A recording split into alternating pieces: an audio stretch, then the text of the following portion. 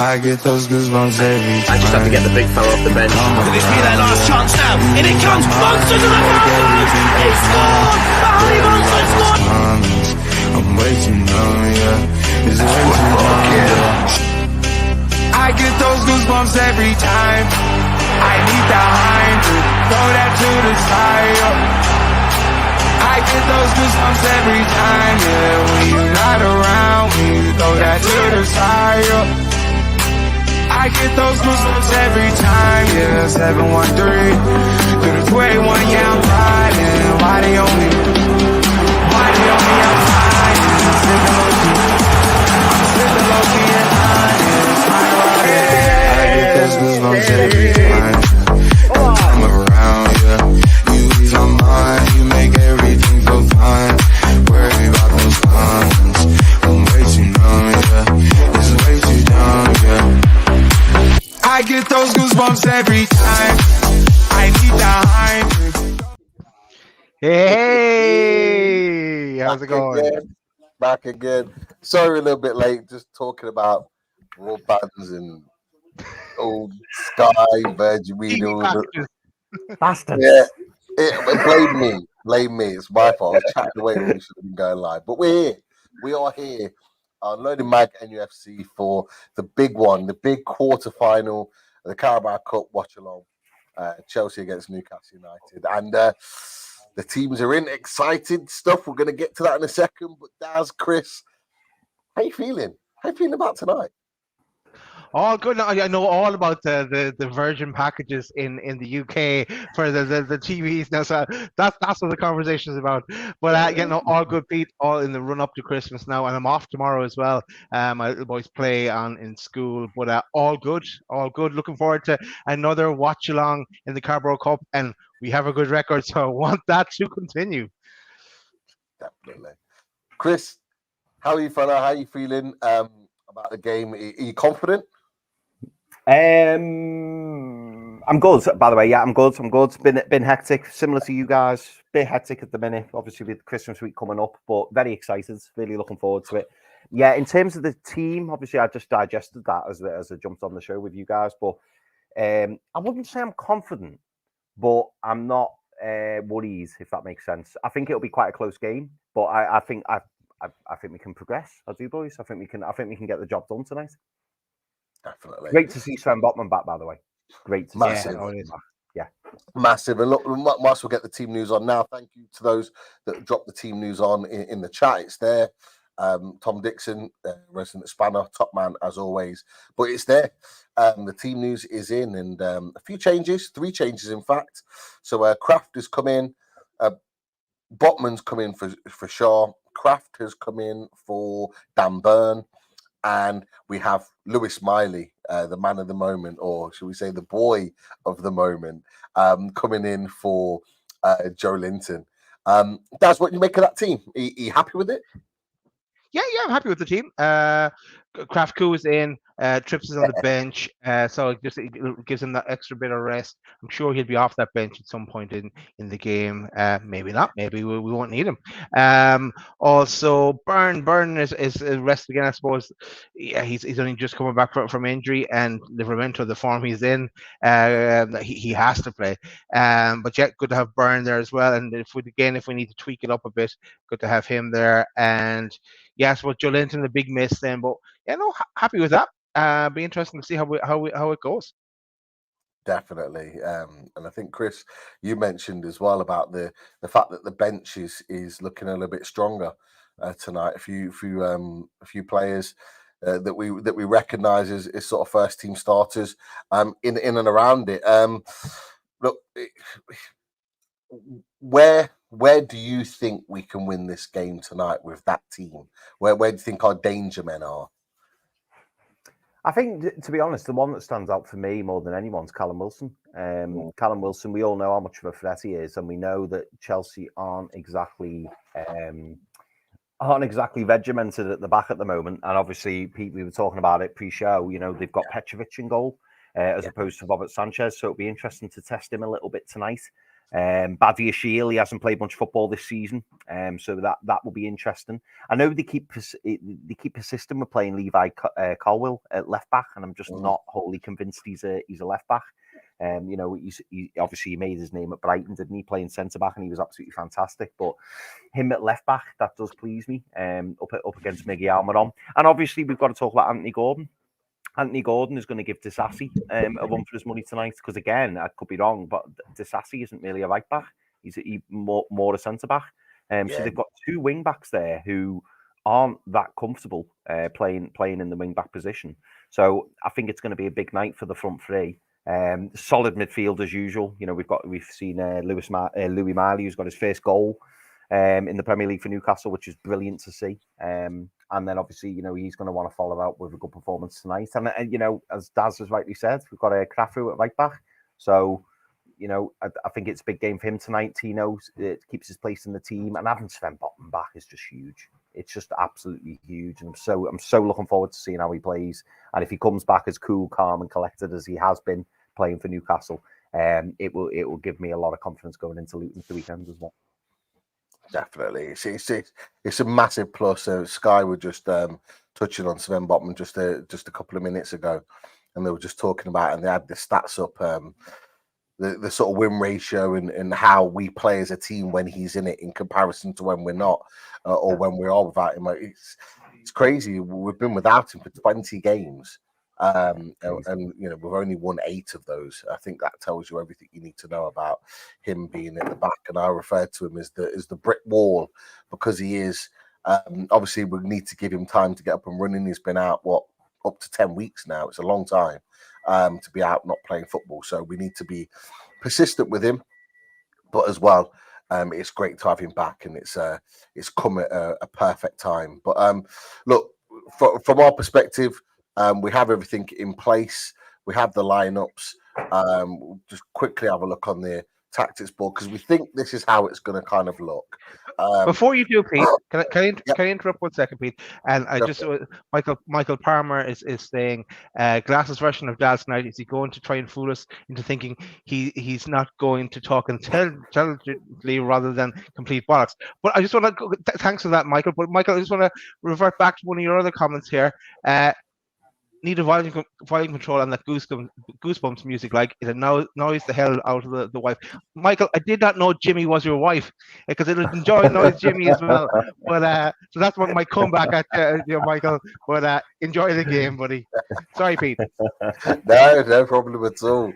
Great to see Michael in the chat as well. So great to have you in. But no, look, this is how we think it's going to look.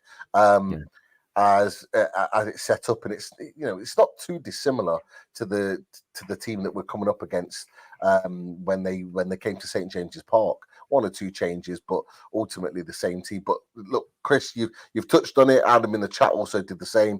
You're absolutely right. This is key here. If we've got Gordon on it tonight, you're absolutely right. Disasi is not a right back. He fills in that position, but it's not his main strength playing there. And actually, he can be isolated out there. And I'm not being funny.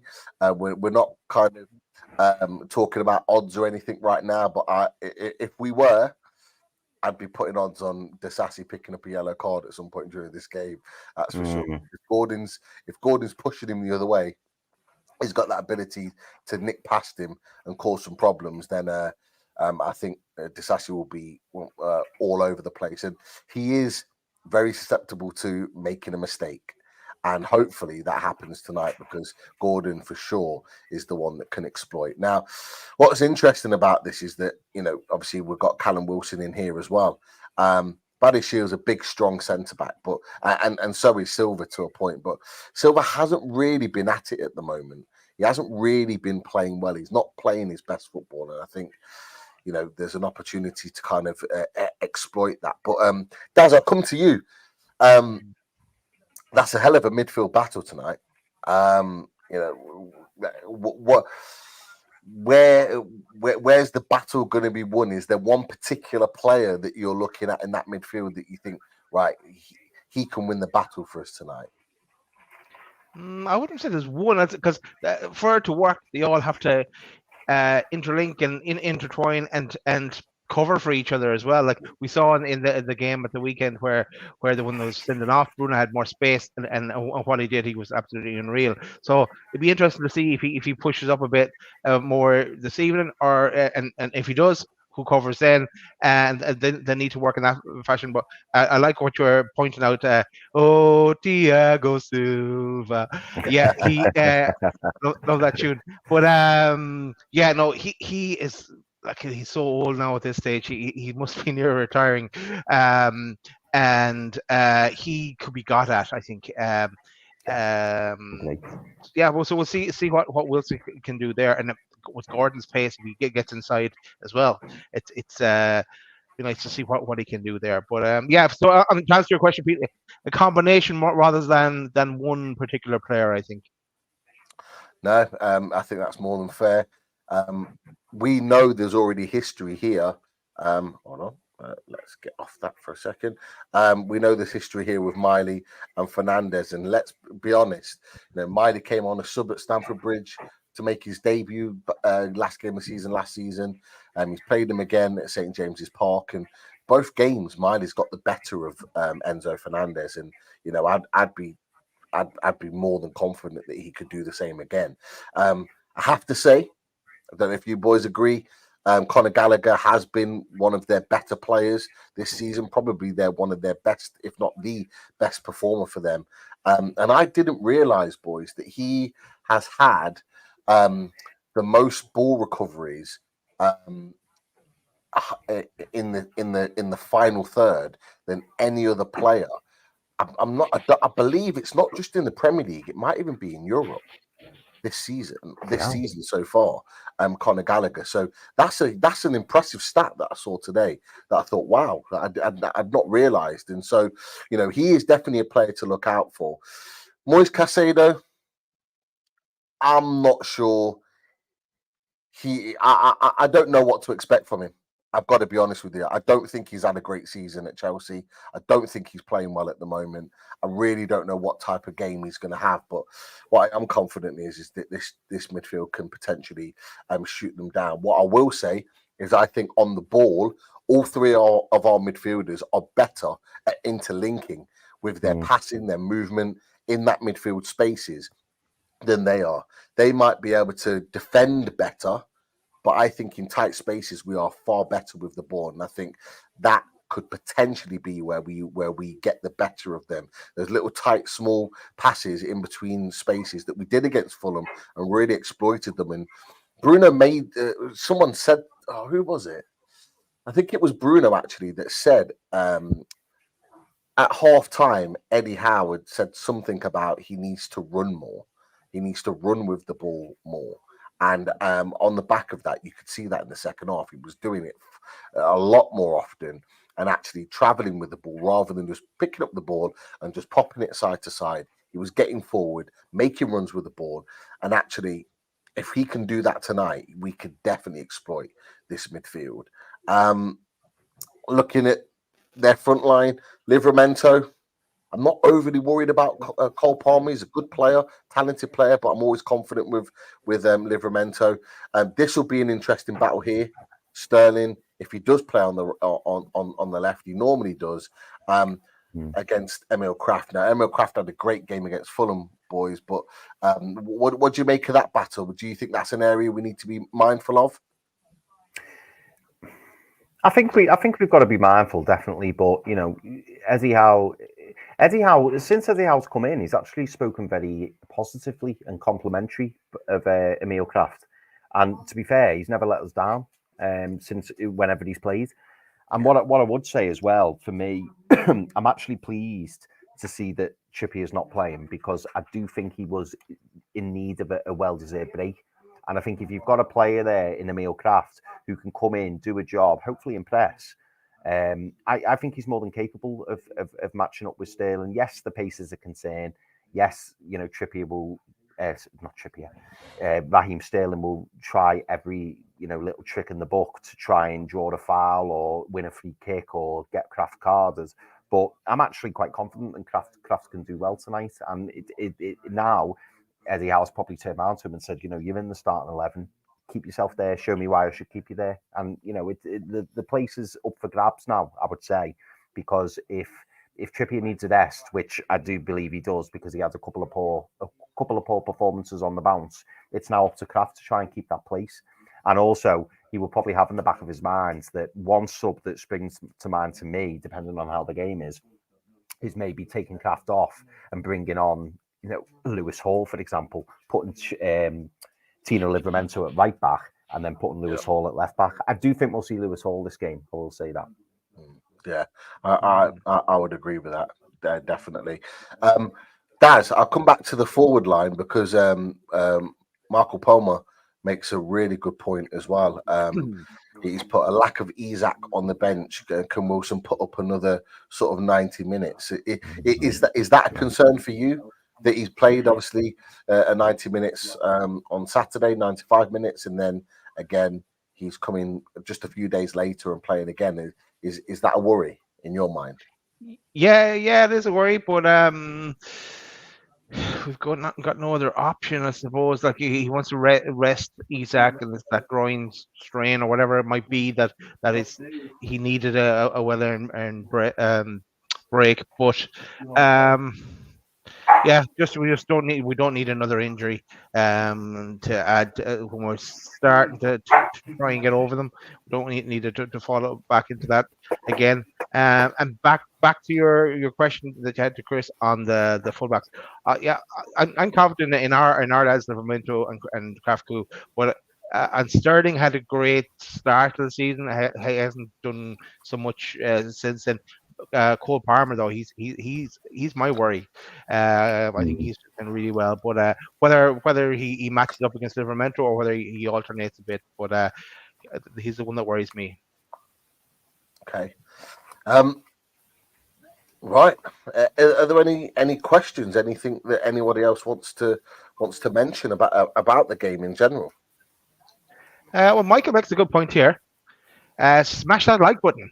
It's the thumbs up one. It's free, and you don't have to sign up or anything. Or just a quick click. And if you want to get in the comments, you're not in the comments already. Just click subscribe. Again, that's free, and you will be able to chat away to everyone in the chat and to us. Get involved. That's for sure. And I can even tell you how many likes we've got. Come on, we've got just under 20 likes. Come on. We can get up to that. Let's try and get up to 50 within the next sort of 10, 15 minutes. That's for sure. We've got about 50 in the chat at the moment. So there's a question, Pete, on and we did touch on it on our transfer show, fully loaded transfer show. It's about Ashworth. And yeah, there's more rumors again, more talk. Yabba about Ashworth and Man United, but he's not going. He's not going anywhere. Why would he? I have to say, Daz, a lot of Man United fans are very excited today. There's been a lot of talk from the Man United fans. There was it might have been in the Daily Mail. There was a piece that came out today. I think it was from a Man United sort of reporter that said. It basically what it said is Dan Ashworth is at the top of their list when Sir Jim Ratcliffe comes in. What Man United fans have then taken that is that he's coming. He's going to Man United, and they're already celebrating it, and they're already talking about taking Newcastle's main man, and Mark Goldbridge has been out there. Well, just shows how much our project is bigger and better than theirs. If we're taking Ashworth, what it said was it didn't say that he was going. It said that he's top of the list. Now a few things has happened since then. Jack Talbot has put a report out saying that that obviously that they're interested. Equally, Mark Douglas put a piece out today, and he had a little snippet in his that said Newcastle are braced and worried about the fact that he can go. Now, the key to that is because the person, and I can't remember his name, starts with a B. The person that they're referring to that's trying to sort this deal out is apparently a really good friend of Dan Ashworth, who works at Man United, and I think that's the thing that I think is worrying some reporters, which is why they're putting it tentatively that he could potentially go.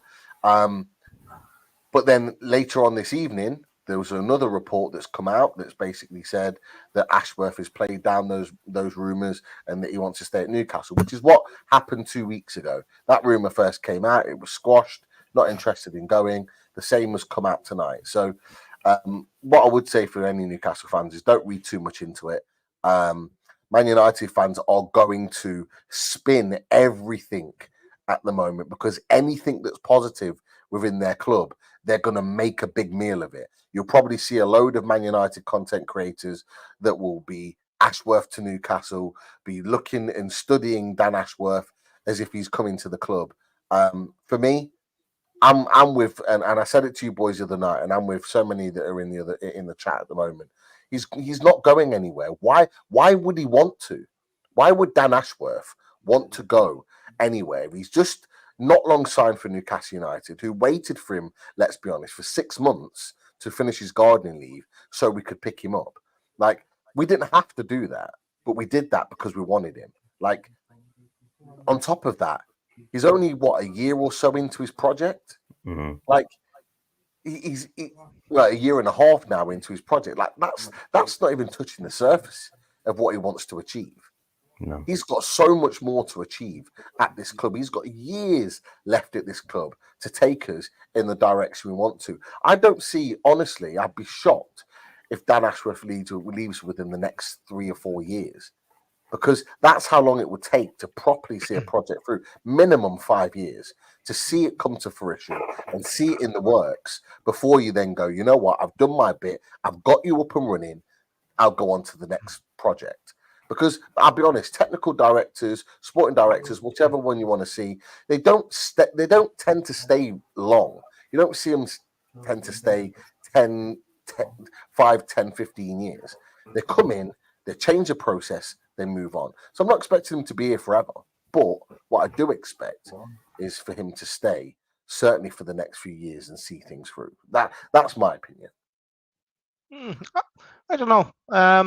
I could see him staying. I could see him, as you said, like building the project, getting up and running, getting it kicking on. But there's so much scope for Newcastle to grow even further and further and further, and to become one of the biggest in the world. So I think he still has a job to do after 3 or 4 years for me. But who knows? what his own personal goals are, you never know. But also I want to give a shout out to Lisa. Thanks, Lisa, for the donation to the channel. Our mod is back. Great to see you back in the chat as well, Lisa. Again, I know you've been busy the last little while. A lot of things going on. Double, treble jobbing, but great to see you back in the chat. Definitely. Just while we're giving shout outs as well, big shout out to Jimmy Moore, in hospital again, not very well. He just put something on social, so I dropped him a message and I said we'd give him a shout out on the watch along. So Jimmy, hope you're well, fella. Obviously I know you hate being in there and all the tests and everything you have to do, but keep strong, keep that strength up, and look, we'll be here doing shows, content, playing Goosebumps for you when you're all better and you're back watching the show again. So don't worry about that, fella. But yeah, hope you well. Nice one, Pete. I didn't know that. Shout out to Jimmy, of course, and Michael. Make sure you do pass on that message to Jimmy. Nice one. Love it. Well, the boys are just about to come out. Perfect timing. They're just about to come out. Just walking up, down and up again, and here they go. What is it with teams doing light shows now? All these bloody light shows that are going on for all these different clubs nowadays. Like, I just looked a minute ago and they got the fire as well. Jesus Christ, they've gone all out. Yeah, they do. Shows, like, are you guys a light show kind of people? Is that what you'd want at St. James's? For me, I'd love it because I don't get to go that often. So bring it on! I want everything when I go. I want everything. What about you, Chris? Oh, I love it, mate. Yeah, I You love love it. Yeah, do you know what? I think it just builds atmosphere for a night game. Obviously, I just think it builds atmosphere, and like I like that they make it a spectacle. I don't know what it does for the players, but I mean, if I was walking out on that pitch now, I'd be thinking, oh, like I don't know, it adds a bit of spice to it. I mean, I know some people will say it's a bit tin pot, or some people will say, it's a bit over the top, but I don't know, I quite like it. I do like it, and a picture, and if we did it, especially with Seller, imagine what our light show would look like. Yeah. Pete, No. follow-up question for you there, Pete. Would you go for the cheerleaders as well that Crystal Palace to have that add into the mix? No. I mean, no. I wouldn't mind it. Wouldn't bother me. Daz, I'm a married man. You don't need cheerleaders at St James's Park. Although I did, she's not here at the moment. She's out with her mates. No. Palace do that, don't they? I remember seeing them at Palace. They've got the cheerleaders. I've got to say, I remember actually, it was Palace because I remember the half-time show they were doing their dances and the amount. Oh God, the amount of men on both sides, Palace and Newcastle, that were dancing along with them, doing all the moves at the same time with them. It's hilarious. I've got to be honest, but no, it's definitely not cheerleaders. Just you know what? I don't mind, and Newcastle fans didn't want it because I think we did it against Villa first game of the season when we had the fire. I think we had the fire first game of the season. I don't mind the fire. I don't know about the light show. What I did like though, just before kickoff, I don't know if you saw the clip of the players arriving at Chelsea, and they've got like. It's almost like it's their version of the red carpet. It's like a blue carpet, and you've got fans either side that you kind of like got their hands out and you're giving them the high fives as going down. But it's got like the music, like dance music, blasting in the background. And I actually thought that I've seen it before with Chelsea. I actually thought that was decent. To be fair, I thought that was pretty good. And it'd be great for younger fans as well to see the players coming in and kind of like being able to actually high five them as they walk down. Oh. Yeah. Breaking news, lads. Because as if Lisa wasn't already busy with all those treble jobbing, she's also going to offer to do some cheerleading. So there we go. We've got a cheerleader. There we go. Lisa. Mod and cheerleader. That's our first recruit. There you go. Yeah, get your routine ready, Lisa, for March. We're gonna need you. We're gonna need you. Brilliant stuff. Brilliant. But boys, we've kicked off. 30 seconds in. Sterling's just running down the left-hand side up against Kraft. Boys, I will rejoin you shortly. Yes, fella. Oh, I don't know why I've still got the practice board on there. Let's get that off, man. Best of luck, and let's hope for a good first half. Yeah. See you half time, Chris. Take care, fella. Oh, one eye on that Everton match as well. What prediction before you go? 2-0 Newcastle. What did you boys give? Nothing yet. I haven't given one yet. Are we doing a half-time prediction or a full-time prediction? I'm going to full-time. I'll give you a full-time one. I think Newcastle win 2-1. We'll stick with my 2-1. I'm going to go Newcastle win on penalties. Imagine the excitement of that. That ain't good for my ticker, man. Come on. Oh. Hey, we'll still be going at midnight. Jesus. Yeah, Gordon's down at the moment. I think Gordon got a bit of an early yellow card. Wow, Casado's just got a yellow card. I didn't see it. Hold on 1 second. Oh, back of the leg. I'll wait until I see this. I mean, I'm probably way behind. Oh, right down the back. He's lucky, you know. He's Would lucky that's just a yellow. He's nowhere near the ball. But watch it again. He's nowhere near it.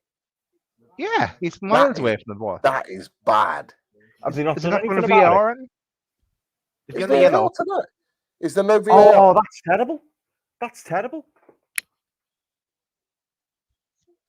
Is it? Yeah, there's no VAR. There's no VAR. Middlesbrough winning 1-0 against Port Vale. He's That's very just lucky. popped up. He's very lucky. Is there VAR or no VAR? No, he's just said there is no. He said he's fortunate there's no VAR. He's just said it. Yeah, I'm sorry. watching it again now. That would have been looked at That's for nasty. sure. That's nasty. That is a red card. Right down the back of his. He could have snapped his Achilles doing that. Jesus. Yeah. He's lucky. Hey, go at him again. Get him off. Get him off early doors, I say. Yeah. We enjoy playing against 10 men. Right, Chris, see you in a little while. Catch you in a bit, boys. Catch you in a bit. Take care, fella. Wow, what a start. What a start. If you join in late to Loaded Mag NUFC Watchalong, early yellow card for Casado, a horrible tackle. Definitely should have been a red, in my opinion. As Newcastle progress with Miggy Almiron, cuts inside, plays out to Gordon. He gets his touch. Oh, the touch wasn't great. It's a corner to Newcastle. The touch wasn't great, but Miggy opens up, cuts inside, plays a lovely ball out wide to Gordon, but the touch just bounces up. If that touch takes him in front, he's on for a shot, easy shot on goal. But the touch bounces up, and he's having to compose himself. It's a good strike. The strike's 100% on target, but I think it's Disasi gets a deflection, and it's out for a corner. Positive start from Newcastle as Bruno takes the corner and he whips it into the back post, just over Sven Botman, but Gordon's there, keeps it in, he does. And Gordon smashes it to the far post. Lascelles heads it on. Bruno flicks it out to Miggy, back to Bruno again. And Bruno goes to cross the ball, and it's out for a deep throw right near the corner flag. Positive start for Newcastle. 4 minutes in, does. It looks like we're on the front foot, mate. Yeah, it does. The yellow card from Casado, and the defender did well to get the block in, and Gordon, because as you said, if it didn't pop up as much, he would have had more of a clean shot at it. He was kind of waiting for it to drop. But early doors here, and we look up for it. So exactly what we want. Definitely. A little bit of a tussle between Enzo and Miggy. Results in a Chelsea free kick. Not being funny, it looked like it just fell to the floor, but it's a Chelsea free kick deep into their half. And we keep pushing forward. Callum Wilson chasing down the keeper Petrovic. We're pushing high, we're pressing high, we're waiting for that ball to be pressed. Miggy's now pressing on Badia Shields. Conor Gallagher's being pressed now by Lewis Miley. Still comes out with the ball to Disasi, who plays it long into Jackson. Jackson's into Newcastle's box. Well defended by Sven Botman, who stands him up and blocks it out for a Chelsea corner. Just a hopeful ball from Disasi. Last time Sven Botman played, Pete, sorry, last time Sven Botman started, is that the game he scored? Yes, Sheffield United. Yeah. That was the last game, because I always remember during that game, I think it was after he scored in the second half, he went to jump for a header and he won it, but he landed really awkwardly on his back as the corner goes in. Conor Gallagher at the back post hits the bar. Oh, Jesus. Oh, got let off there. He was all on his own. It's gone out for a Newcastle goal kick. But the corner works its way back to the edge of the area, and it's on the far side of where the corner was taken. But nobody's picked him up, and he's given the chance to take a touch, compose himself, and then he just tries to guide it into the far top corner. Dubravka's beaten. Any lower and it's in, but it rattles head first onto the bar and bounces out. There's a little bit of a melee with the ball, and then it works out to a Newcastle goal kick. So a little bit of a let off there, an early let off for Newcastle there. Really kind of came from nothing, because Newcastle had made the better start. That's for sure. But yeah, Chelsea have a throw in their half and just advancing into Newcastle's half. out for a throw by Kraft. 8 minutes in, Chelsea just starting to kind of open up into the game. Yeah, just going back to Gallagher, who we talked about on Fully Loaded Transfer Show. I really can't see Chelsea letting him go. Look, he's a quality player, but the amount it would cost us to bring him to Newcastle doesn't make sense. Yeah, honestly, Daz, the question is that the question that the club are going to have to ask themselves, because there's no doubt in my mind that someone like Eddie Howe would want that type of player. There is no doubt. However, you've got to ask yourself the question: is it worth paying the best part of 50 million for a player in a position that you already have a number of players that can do that job? Okay. And we can't. To be fair, you and Chris touched on it when I kind of put it out to you boys on Sunday, and it's absolutely right. He literally plays as a number 8. He doesn't play as a number 6. We've talked about for the last 2 weeks now. We need a number 6. We need a number 6. Yeah. He isn't that guy. So why spend 50 million on him? But no. Yeah, it's one of those things where you see a player who's available, who's a decent player, by the way. Oh, Lewis Miley nicks the ball in midfield. Newcastle doing a lot of good pressing at the moment, but yeah, going back to the Gallagher point, he's a good player and you'd want him, but why pay that sort of money? Look up where Bruno is. He's definitely playing more advanced tonight. Definitely. Miley, Miggy, Bruno, they've been really, really pressing well to begin with. Up top, they're really kind of going for it, making it difficult. Gordon as well. The press is high. It's clearly something that Eddie Howe's told them about, because normally they do it in patches, but Chelsea don't look comfortable on the ball, particularly in the back. And that's where maybe Newcastle look in, and they played a nice little passage of play. Kraft into the box. Oh, I think that Sean Longstaff that arrives in the box and it's just behind him. And then the ball falls to where Callum Wilson's being marked, I think, by Thiago Silva. Yeah, it's just behind Longstaff. And he gets a touch on it, but it almost takes it out of the path of Callum Wilson, who's being marked and manhandled, by the way, by Thiago Silva. It would have been interesting if it actually fell into the path of Wilson, what had happened there. But Middlesbrough have gone 2-0 up against Port Vale as a latest score. So it looks like they're well on their way through. Graham Bailey be happy? Yeah, very happy. Just imagine that. We got through, we got Middlesbrough. Jeez. But yeah, they don't seem overly comfortable with the ball. So clearly Newcastle see that as a way in. Well defended by Lascelles, passes it back to Dubravka. Dubravka then drifts the ball up the pitch. But back to a Chelsea player. Lascelles wins the ball back, plays back to Dubravka again. And he drifts it long again to Emil Kraft, who brings it down lovely. Plays it into Miley, who brings it down lovely. Again, and tries to play it up the pitch. But Chelsea win it back. And then give it back again. Gordon. Chelsea giving the ball away a lot. Jackson, they're trying to get him on the ball, but his touch has been bad so far. I'm not going to lie. Every time he's had the ball come near to him, he's not got a great touch on him.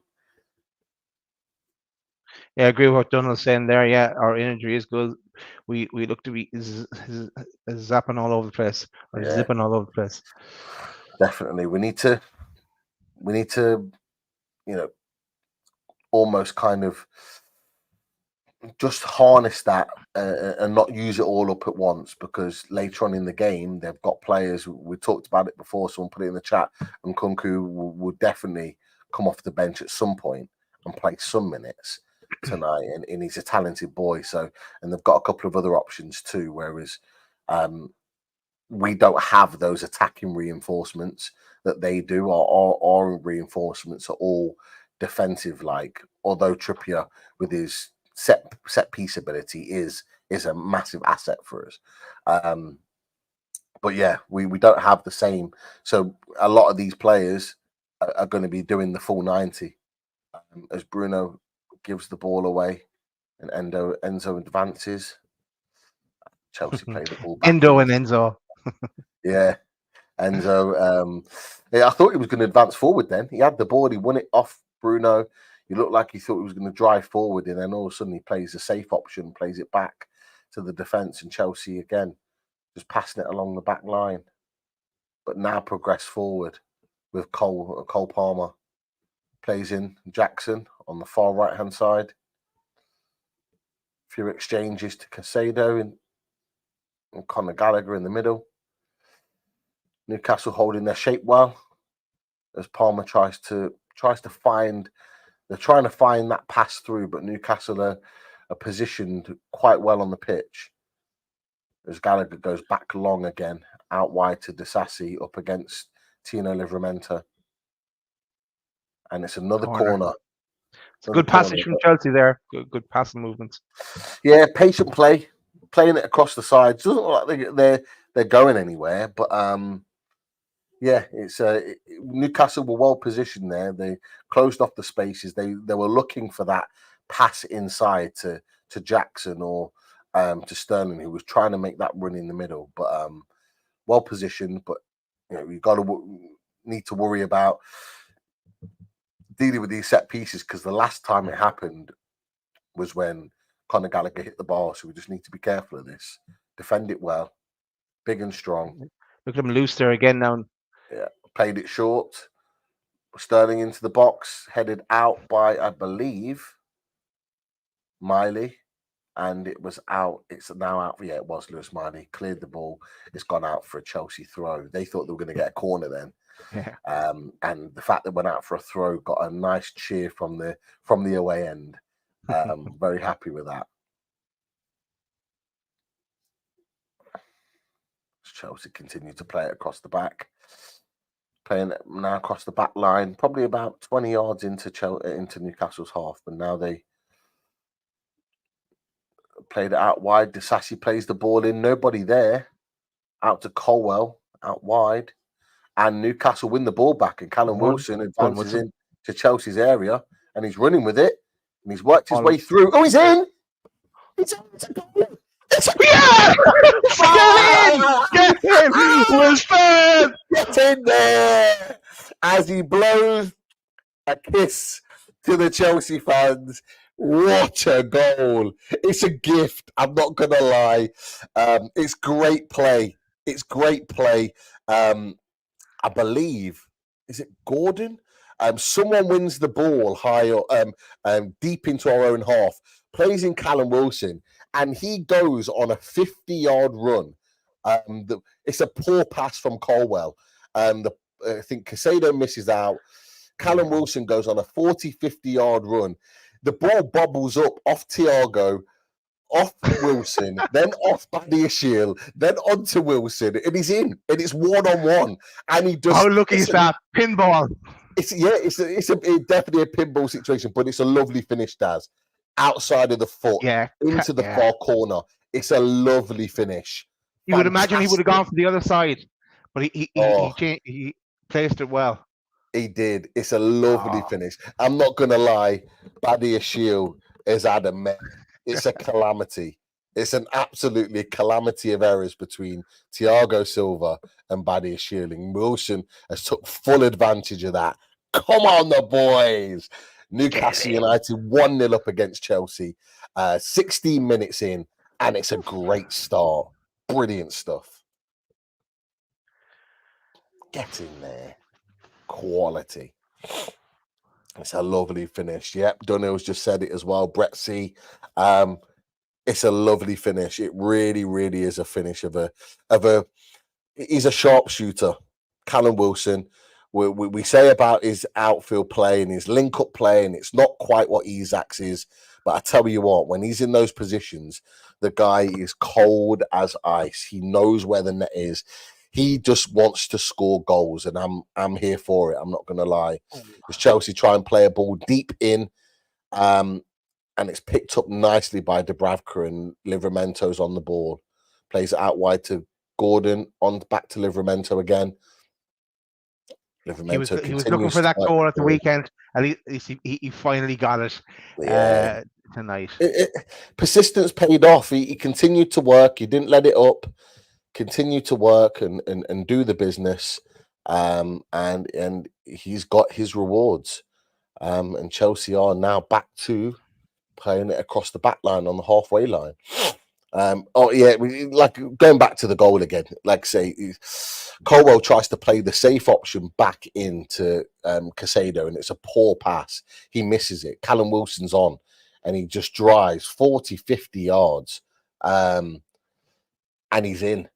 And like we said, like you said, Daz, pinball falls lovely to Callum Wilson, but the outside of the foot, bang, into the far corner. It's a brilliant start for the boys.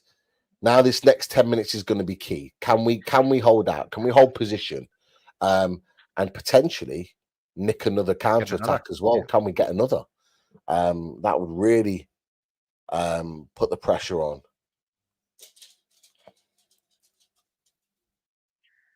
Keeping it nice and tight at the moment. Lots of good pressing. As soon as the ball passes the halfway line, we're in. We press.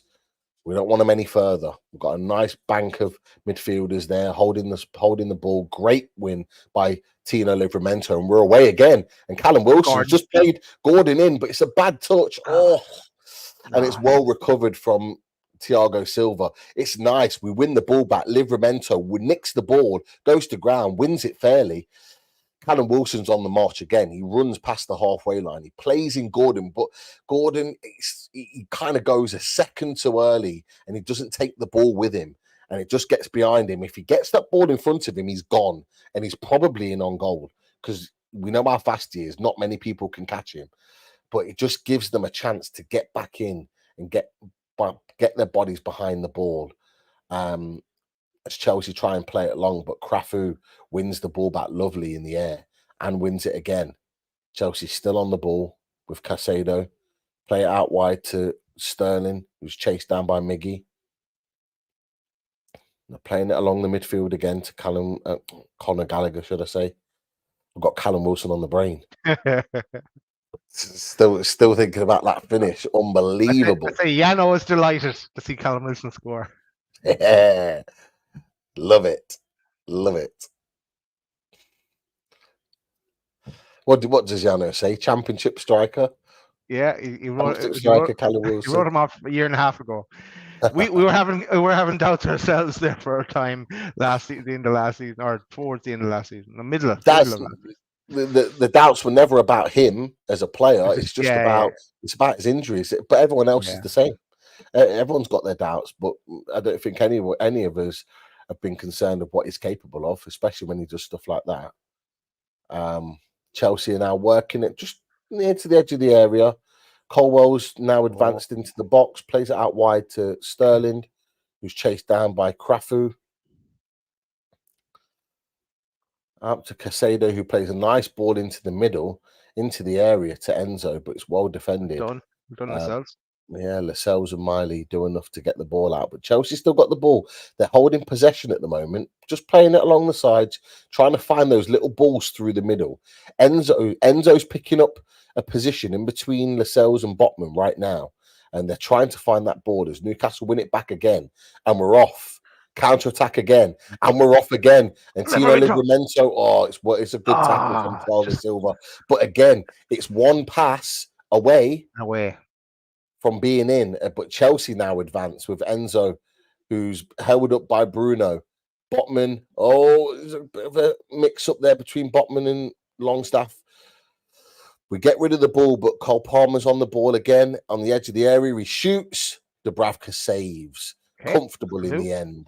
But Daz, one or two passes when we win that ball back high, when they push high and Newcastle win the ball back, we're moving quickly, and just one or two passes and we're in. Yeah, we're playing in. All set up for the counter attack. Definitely. They're just putting that replay back again when the Botman goes to head the ball away, but Longstaff's standing right next to him. But Longstaff kind of puts his arm up to get away. I'll move out the way of it, and I think it might just brush his hand. I don't know if it'd have been a penalty, but as Sterling goes into the box, Corner. tries to cross it in, well defended by Kraft, and it's out for a Chelsea corner. As we're waiting for the corner to be taken, Jersey Mag says needs 2 or 3 goal lead before I can enjoy the game. We'll with you on that one. You and us both, Jersey Mag. Mersey Jag, what is up with me? Mersey Mag is off. I'm calling Mersey Jag. I don't know what's going on. This goal has absolutely flipped me. I can't even get my words out. But you and us both, Jersey Mag. That's for sure. 2 or 3 would be lovely. As Dubravka comes out big and strong and collects the ball. Just what this defense needs tonight. We need more of that from Dubravka. We need that. Steady on, Dubravka. You might get the number 1 slot yet. I don't know. I still rather Mama Dashford come in there. I don't know about you, Daz. Yeah, me too. So Newcastle tried to advance, but Chelsea have won the ball back with Conor Gallagher, and he's driving forward into the Newcastle half, deep into the Newcastle half. Cole Palmer out wide, back to Gallagher again, who's pushed and pressed by Gordon, but the ball gets played back to the edgy area to Caicedo. It's a nice move, doesn't work out. Now Wilson's advanced with the ball again, who gets taken out. Is that going to be a free kick? No, it's not a free kick because it didn't go to the Newcastle player, and he clearly got taken down.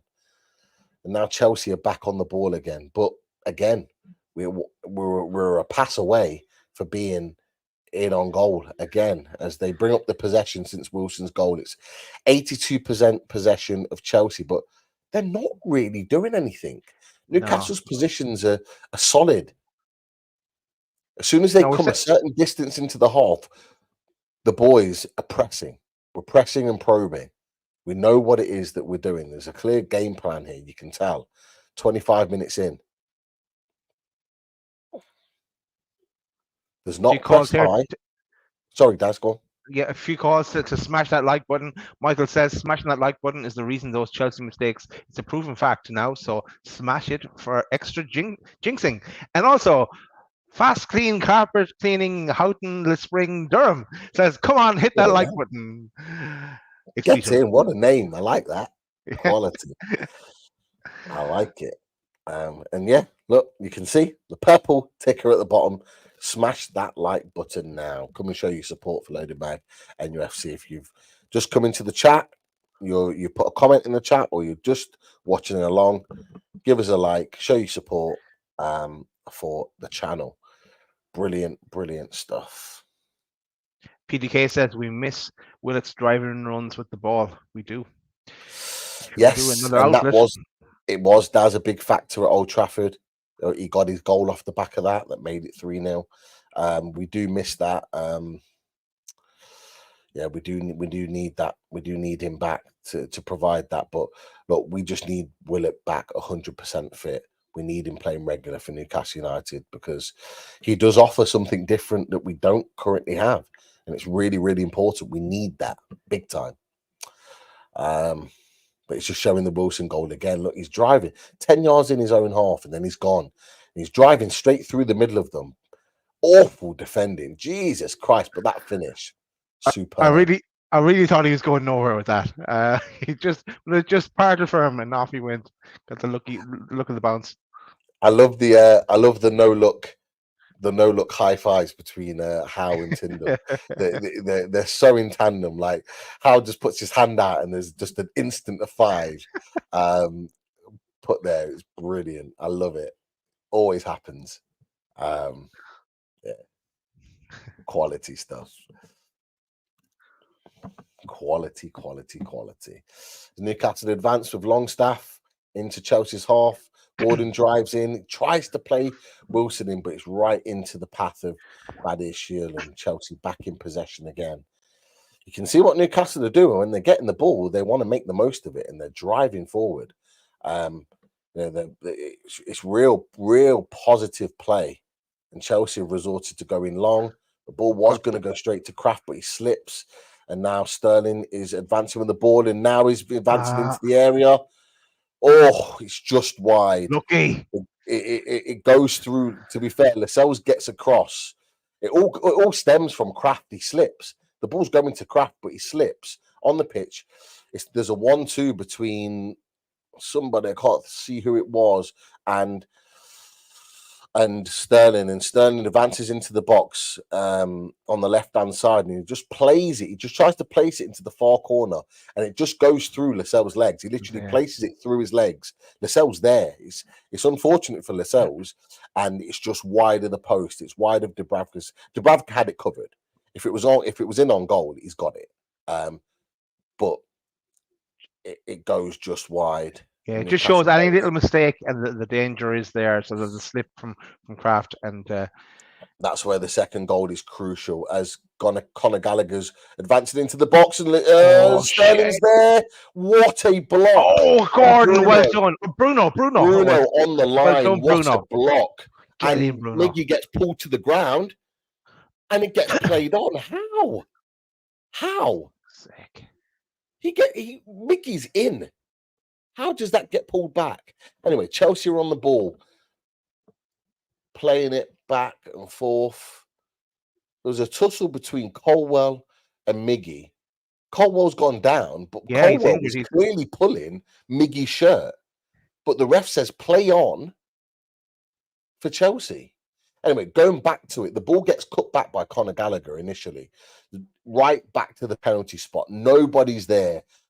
And the first man there, Raheem Sterling, and he goes to shoot. He feints, cuts back onto his right, and then tries to hammer it home. It gets beat. It beats Dubravka, who's there in the middle of the goal. Bruno Guimaraes blocks it. Celebrates to the crowd as if he scored. He turns, and Fulham have taken the lead away at Everton. That's an updated score. But once he blocks it, Bruno, he turns to the crowd and he gives the roar, and he gets the crowd bang up for it. The away end, who have been at full voice during this game. Chelsea at Stamford Bridge have been absolutely silent. But Chelsea have still got the ball, playing it across Newcastle's. Playing it now, they're playing it across midfield. It's now to the right back to Sassy, back into Thiago Silva, Caicedo, Badiashile, back down to Colwell, and then into Sterling. They're playing it across that midfield. They're trying to work something and work it through the middle. But Newcastle's positional play has been very, very good to begin with. And they're just keeping possession. Newcastle are being very patient. They know their positions. They're marking their men. It's just a Chelsea waiting game. They're just passing. They've gone back into their area now advancing back into Newcastle's half with Caicedo. Interestingly, Amando Broja. Yeah, Amando Broja is stripped and ready to come on. I don't know what's happened there. But Colwell was kind of touching his shoulder earlier. There's hardly take him off and go two up top and switch around somewhere there. Well, that's the only one I can see that's an injury concern. Enzo. Oh, Enzo Fernandez. Very interesting. Okay, so they're putting two strikers on. Okay, and with Caicedo having the yellow card, it's a wonder they didn't consider him. Oh, is Bruno down? Who's that gone down? Is that Bruno? It's Bruno. Bruno, don't do this to us, man. Don't do this to us, man. They're just showing the ball, the chance to clear it off the line there. Oh, to be fair, Dubravka may well get there. It hit him in the nuts, I think. Yeah, I think that's why he's gone to ground. Oh, he was still able to celebrate though. Yeah, he turned and celebrated more than worried about his nether regions. Chelsea played the ball well out wide, and it rolls out for a goal kick. Tried to go on. Interesting. 32 minutes gone, Daz. What's your assessment so far? No, I'm absolutely delighted with that. We're 1-0 up. Chelsea have had one or two chances, as in three, I suppose. The Conor Gallagher off the crossbar, the chance where Sterling cut in and went wide of the post, and the one that Bruno put everything behind to block. But yeah, no, delighted. We were playing. We're soaking up the pressure and then hit them on the counter attack. Very, very positive start from Newcastle. The energy was there. He's just now kind of trying to contain them a bit. They've now had to switch to putting two up top, so that should leave some gaps for us, you would imagine, as well. Oh, Sterling is in. No, he's trying to win a penalty there. Well defended by Newcastle. He's in though, and that's the second time he's got into the box with relative ease, and we don't want that to be a theme moving forward. But Chelsea still advancing with the ball on the edge of the area again. Good press work from brilliant defending. Sterling tries to trip the ball over the centre backs, which he does. No one takes really command of that situation, and Tino Livramento comes across, heads the ball away onto the right hand side, and clears it up to Callum Wilson, who's then adjudged to have fouled Badiashile. Not sure how or why, but Chelsea is still on the ball. Chelsea have had a lot of possession since the goal, I'm not going to lie. Not massively creating anything apart from that one chance from Raheem Sterling, which was excellently saved on the line by Bruno Guimaraes. But other than that, they're trying to play through the lines, but Newcastle have been very, very good with their positional play, with their I would say high press, but high press in once Chelsea arrive in their half of the pitch. They're trying to compress them out, and I think there's a reason for that. But I'll probably address that at half time. Hopefully, especially if we're winning. Wins the ball back, lovely by Lewis Miley, but it just rolls back to a Chelsea player again. The press is good, and when the opportunity is there, Newcastle are getting some joy winning the ball. They're not able to fully recover it, but they're getting some joy actually winning the ball off some of these Chelsea. But and another mistake from Chelsea, and Miggy was in. It gets what? How is that a free kick? What did he do there? I have no idea, but it's a Chelsea free kick right on the edge of their area, and I've got no idea why. But it was an awful pass. Miggy's in. Miggy's in at that point. They keep. Yeah, it's not a penalty. Nothing in that. Sterling's playing. Lascelles is just stood up big and strong. They're just playing the penalty incident back again, or the supposed penalty incident. It was nothing. It was never a penalty. All Lascelles does is stand up and hold his position, and Sterling just falls to ground. As Chelsea put the ball out again, and there's a quick throw. Miggy's on the ball. Miggy gets the ball nicked off him again. 3 men around him, and they eventually nick the ball off him, and Chelsea are on again. And the ball gets played as a 1-2. It's an awful 2. It's an awful 2, and it just gets played straight back to a Newcastle player. But Dubravka tries to play the ball up. It's just past Gordon, and it's out for a throw on the halfway line, and Chelsea recover the ball again. But yeah, as another stats come about, I believe it's Newcastle had 24% possession in this first half, but we lead. We've got the all-important goal, and that's the most important thing. But that matters. Definitely. But Chelsea continuing to hold possession, try and press that ball out, try and pop those passes away as they give the ball away to Newcastle again. And Tino Livramento is advancing up the pitch on the left-hand side. He's taken on Sterling. He's up against Disasi and plays it back to Gordon. Gordon to Bruno in that midfield. Hopefully we have a bit of possession now. Miley to Lascelles. Lascelles out to Kraft. Kraft to Miggy. Ball's getting played around a little bit now. Bruno in midfield. Lovely ball out to Gordon. Gordon just left by Sterling. Gordon advances into the area. Oh, He takes too much of a touch, and Miley was now free. Palmer is on the counter attack, and there's 4 against 4. The ball gets played out. It gets played in. Chelsea score, but it's way offside. Yes, offside. Brozier's waving his finger saying no. You could tell before the ball was played, he was already offside. It was never going to be onside. He strays well off. He's well off. He's offside. I've got to say, it's a lovely finish by Amanda. Yeah, it was a good finish. But it was always offside for that, and that was the issue.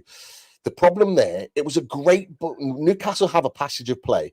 Bruno plays it out wide to Gordon. It's a lovely ball. Gordon is then 1-on-1 with Disasi. Drive at him. Just go at him 1-on-1. He cuts inside to 3 players and then gets the ball nicked. That counter-attack happens, and that opportunity then comes to Chelsea. It's about Miley was open as well there, Pete. Miley was open at the edge of the box as well. So there were options there, and it's just about that decision making. When you're away from home, you've got to take your chances. When you've got a position where you're 1-on-1 with your right back, and you're in the area, go at him. Try and create an opportunity. If you're then just looking to cut inside, which is what ultimately Chelsea are going to expect you to do, because that's part of your game, that's when you start creating problems for yourself and the team. So we really, he just needs to make better decisions there. As Kraft loses the ball, he tries to win it back from Jackson, but Jackson advances, and now Sterling is out on the right-hand side, which is an interesting move. Cole Palmer playing more centrally. So I'm not sure if they've changed it slightly tactically. But Newcastle are doing really, really well at the moment, positionally wise. They're not letting too much go through the middle. The press, again, is high. As soon as they advance into the Newcastle half, the press starts. Chelsea play it again down that right-hand side. Sterling pushes Tino to Livramento to the ground. Yeah. And it's a free kick. Ooh. Brett C says exactly what Dortmund and Milan did to us: nick the ball from an overloaded attack and punish us on the counter. Yeah. Well, Kraft has gone down. He's flexing his left leg.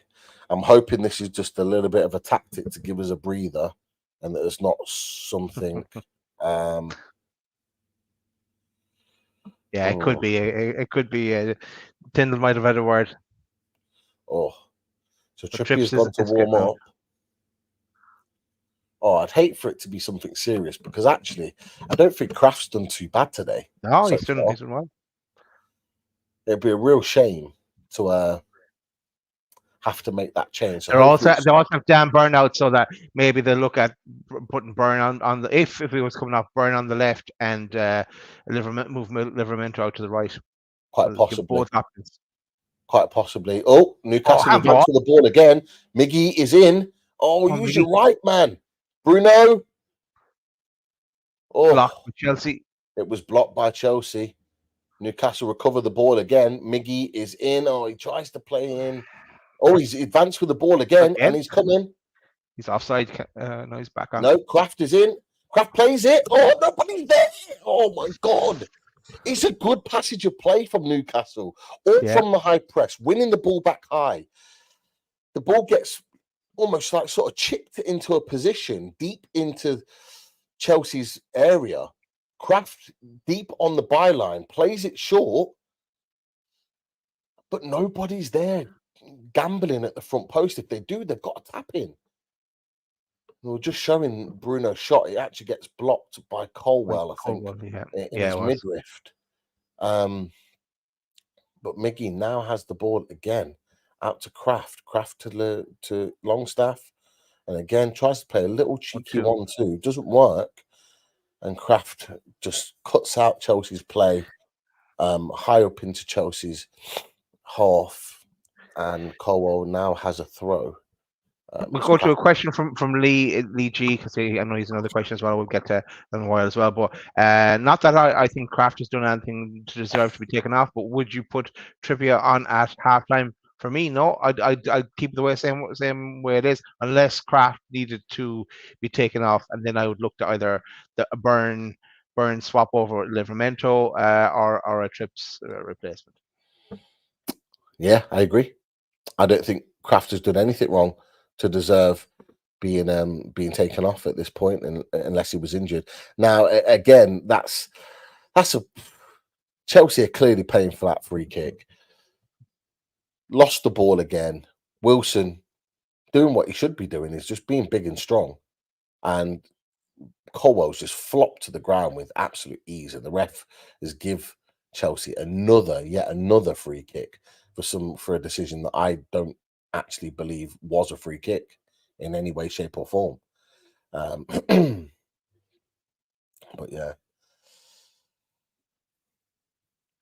Chelsea back with the ball in Newcastle's half, about 5 or 10 yards in, and they give the ball away again.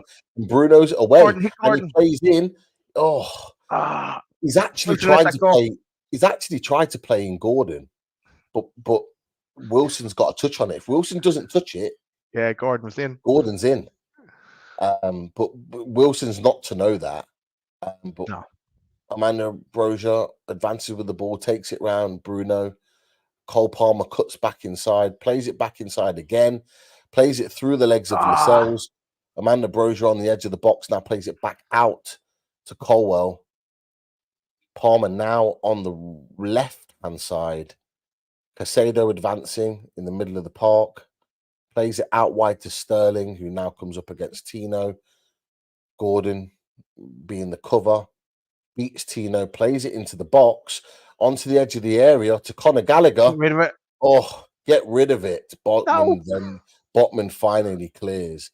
A little bit of ping ball there. It wasn't massively dangerous, but you just know Conor Gallagher can hit coming up to half time as well. Cole Palmer as well. Just as we're approaching, you're right, that's absolutely spot on. Approaching the 45-minute mark.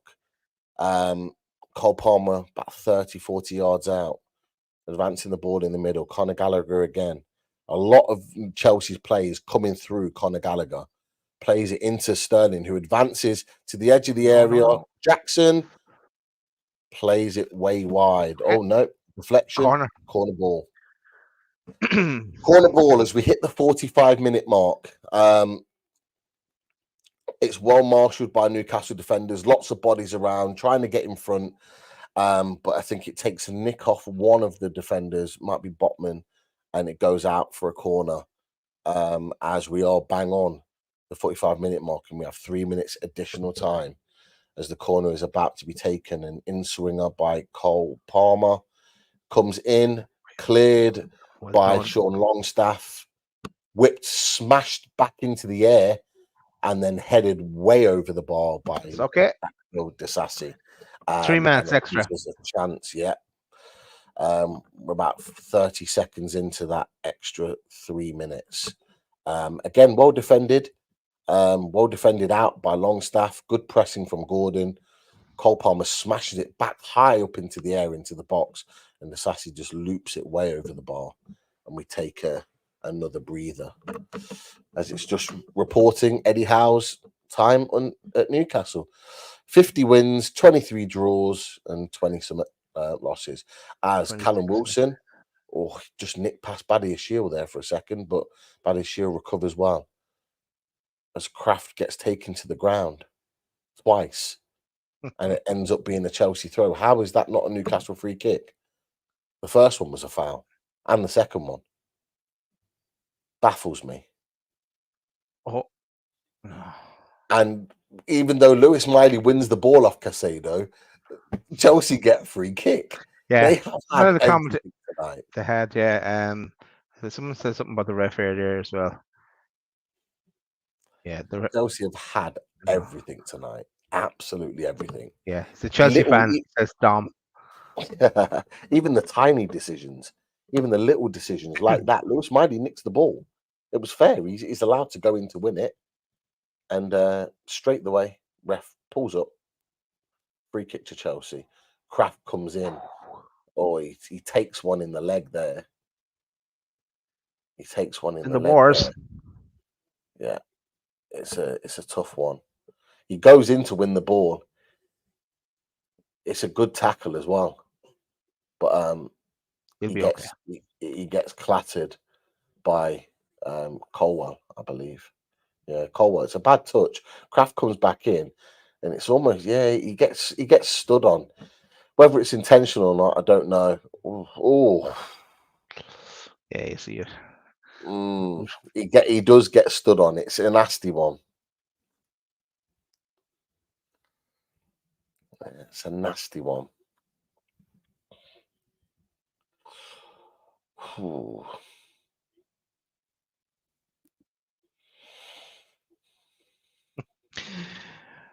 Kraft's still down. He's being helped back to his feet now. He does look like he's took a bit of. It's definitely an impact injury. He took a bit of a bashing, and he's struggling to walk a little bit. He's been through the wars, as you said, Daz. He's been through the wars this half, but he's given everything. Fair play to him, and it's a throw, probably about 40 yards from goal, and it played back. The last action here. Yeah, you would say he's probably close to that. Thiago Silva plays it long to Broja. Oh, well done, Dubs. It's a let off, but actually it's offside. It was offside. The ref just signaled it was offside. But it's a lovely ball by Thiago Silva. The linesman gives offside. It looked, just offside, maybe.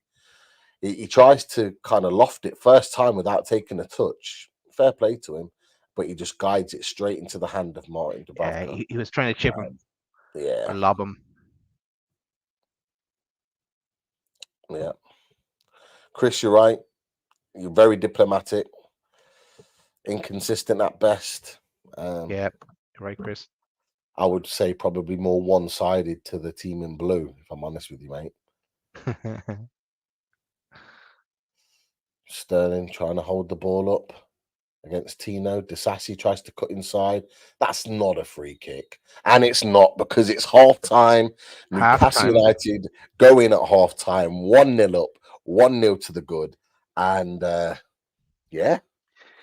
Take that, Pete. And there's a smile on our faces, Dad. There's a smile on our faces. As we end talk about the ref, Donald sums it up nicely. Gillette, not the best a man can get. But I like that, Donald. I like that. Those puns, keep them coming. That's what we're here for. 100%. 100%. People, get your comments in. Tell us how you're feeling at halftime. Newcastle United winning 1-0. Come on, tell us how you're feeling. What's the story?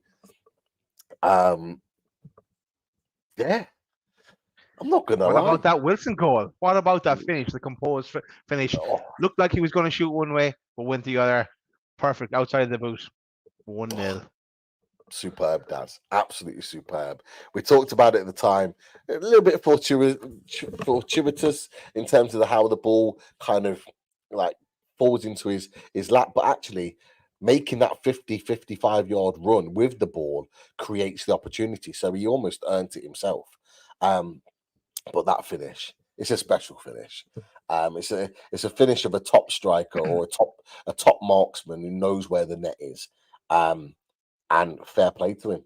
And we're in the lead. So welcome everyone that's coming back in from watching that half. I hope you're all well. If you haven't already, click the likes and tell us how you're feeling right now. Tell us how you're feeling right now. 45 minutes in, 1-0 up, 45 minutes, guys, away from a potential semi-final. Let us know how you're feeling so far. Look, double-legged semi-final as well, Pete, isn't it? That's one home and away. Like last year. Bring that on. Love to get our name in the hat for that. But Pete, how am I feeling? It's beginning to look a lot like Christmas now. Let it stay like this, or let's get another one, because I think Chelsea are going to come back and score one. So I think we're going to need another goal to get through this. I think another goal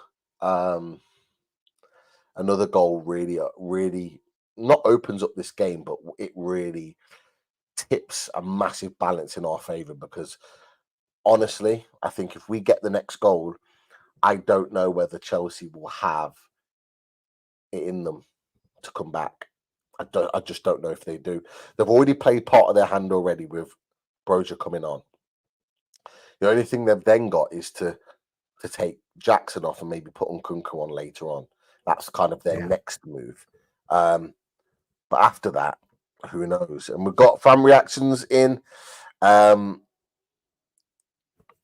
reactions just said, can you let us know the timestamp? Sorry, Daz, took it off you. Go on, you put it on. Catch up on the stream. Can you let me know the timestamp for the goal? Difficult to know when it happened. Yeah, we don't have a clock, unfortunately, with the time on. Maybe something we can look into. Yeah, well, we started at 7:32, so we can calculate it that way. So yeah, if that's any help, fan reaction. Obviously, the goal was scored by Callum Wilson on 16 minutes. So you're probably looking at fan reactions probably about 45, 46 minutes into the show. If you're accounting for the fact that we started at 7:30 and the goal was scored 16 minutes in. So yeah, thank you, Lisa. Put 16 minutes. Mike Gent as well. Hopefully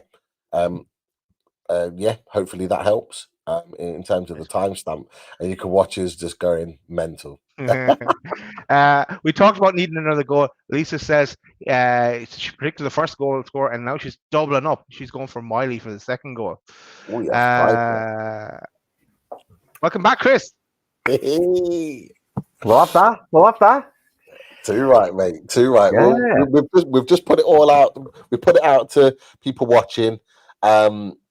Just let us know how you're feeling about that half. But tell us, fella, how are you feeling after that half? What do you make of it all?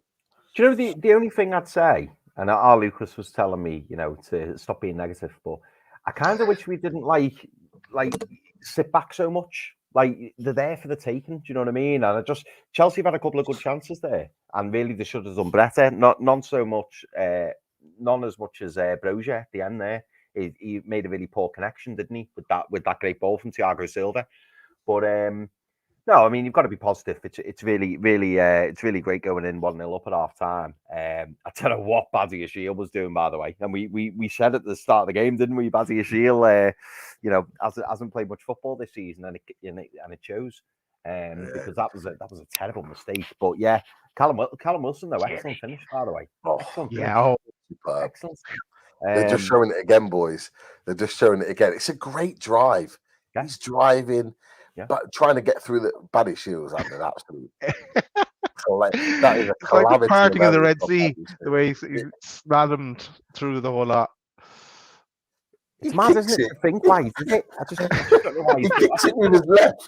He kicks it with his left onto his right leg, and then right back into the path of Wilson. But I love it. I love you only get to see it live. I love how Callum Wilson runs to the corner and just gives a little kiss to the Chelsea fans. I love it. I love it. But that is a red card. Yeah, that one was. Look at that. Jesus. Yeah, someone said that we need VAR. They should have had potentially 2 red cards. That's what Dom was saying here. But yeah, that first one. Michael Palmer says, question for you guys about Broja. Would you take him for 30 million? Thinking back, Broja and Tino Livramento were at Southampton, so I'm happy we have Tino and not Broja. Well, he's not a bad player, Broja, but 30 million. He was one that we were looking at, to be fair. In the first window under the new owners, he was a player that we looked at because I think there was a chance that he was going to finish his loan move at Southampton early.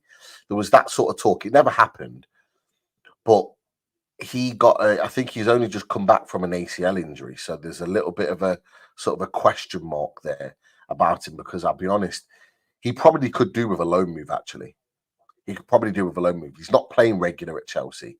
He's not getting regular minutes. They've got Jackson. They've got Nkunku, who can play in that position. He's going to be third choice again. He probably just needs to go and play football somewhere. Would I pay 30 million for him right now? Yeah. Oh, it went. I think he froze, didn't he? Did he freeze? Did he freeze? but yeah, I think honestly, I just think he probably needs a loan move, and I personally wouldn't pay 30 million that it would probably take to get him out of Chelsea, because I'm not quite sure that he's worth that at this moment in time. But that's just my opinion. There's another good comment here from Lee G. He says, if we got through and got Middlesbrough, would that mean we would have back-to-back derbies in a week? Interesting. That'd be class. Could well be. Because that would, I think that there's a 2-week spell. We were talking about this, I think, on the Full Loaded Transfer Show. I think there's a 2-week spell in January where we wouldn't play a game, and that would be our warm weather camp. And actually, Eddie Howe was asked that in his presser. He was asked that there was a woman that asked him the question, and she was kind of saying it as if to say she wanted to get out of him that he didn't really want the cut because he wanted the rest, but he was like, nah, I want it all. Like he was saying, I want the lot. I want to play, because normally we would go on a warm weather camp then during that 2 weeks to have a proper break, but we would have the semi-final during that period like we did last year. So yeah, could well be. So there's Fulham are currently beating Everton. Don't know what your household's like at the moment, Chris. That was a question for you, Chris, from Mike. Oh, sorry. Go on. How's your mates after that? Oh, it was funny, mate. I've not spoken to them actually. They've been very, very quiet tonight. But it was funny. Lisa come down and should have heard the score, and I was like, "Yeah, it's 1-0, isn't it?" And I didn't know who scores, and then she went, "Yeah, someone called Keane own goal." And then me and Lucas just burst into laughter. Lucas is a Liverpool fan, and all we do is lever Michael Keane all the time. And then when she said it was someone called Keane own goal, and it was like, "Oh no, he's back again." He's just, I mean, I haven't seen it to be fair, but he's just a pain, isn't he? He's just no good. So yeah, I did find that funny. That was good. But yeah, I think, but weirdly, I quite fancy a draw for that one at full time, and it's to go to extra time. I don't know why. I think it'll be quite a close match. But yeah. Do you know what? I just hope we can see this second half through. I don't know what it is. I just feel like we need to get at them second half and really, really shake them up. And I hope we do. Chris, another question for you, because Michael Palmer asked, it's a double comment here. Any truth in the rumor that the reason Chris is not on with us during the actual football parts of the show is because the authorities at Goodison will not allow coverage of other games taking place at their stadium? Oh, I like that. That's good. No. To be fair, I'm a bit behind the boys who are watching live. So because I'm a bit behind, it's like there's nothing worse. You probably all know when like when a goal goes in and you're like, what? And then you're just staring at the screen waiting. Or even if you're talking about tackles or cards or corners, you just can't discuss it because, as I say, I'm about 30-40 seconds behind you both. So yeah, that's the only reason I keep popping on and off, if anyone's wondering. And also, Bobby confirmed when the actual semi-final ties would take place, and also that if anyone doesn't know this, if it did happen to be level at full time, it would go straight to penalty. So there's no extra time in the Carabao. Okay. Yeah, interesting. So hopefully it doesn't go to that. No, hopefully not. Don't want pens because never fancy us in pens. I'll be honest, boys. Never do. We're not the best. We haven't got the best record in penalty shootouts, have we? Also, Leon Seeley says they said that Enzo went off for sickness. I think he's sick of being schooled by Miley. Nice one. That's good. Quality. Good. Quality. But yeah, we said it before the game though, didn't we? We said Miley's got the better of Enzo now. 2 games in a row. Let's make it 3. Because Enzo kind of he left his position as more of a deep lying playmaker, and he started to play in between the holes of Botman and Lascelles in that first half because he was getting no joy. And they were trying to play it through him, but our positional stance was so good. They just couldn't get it past us.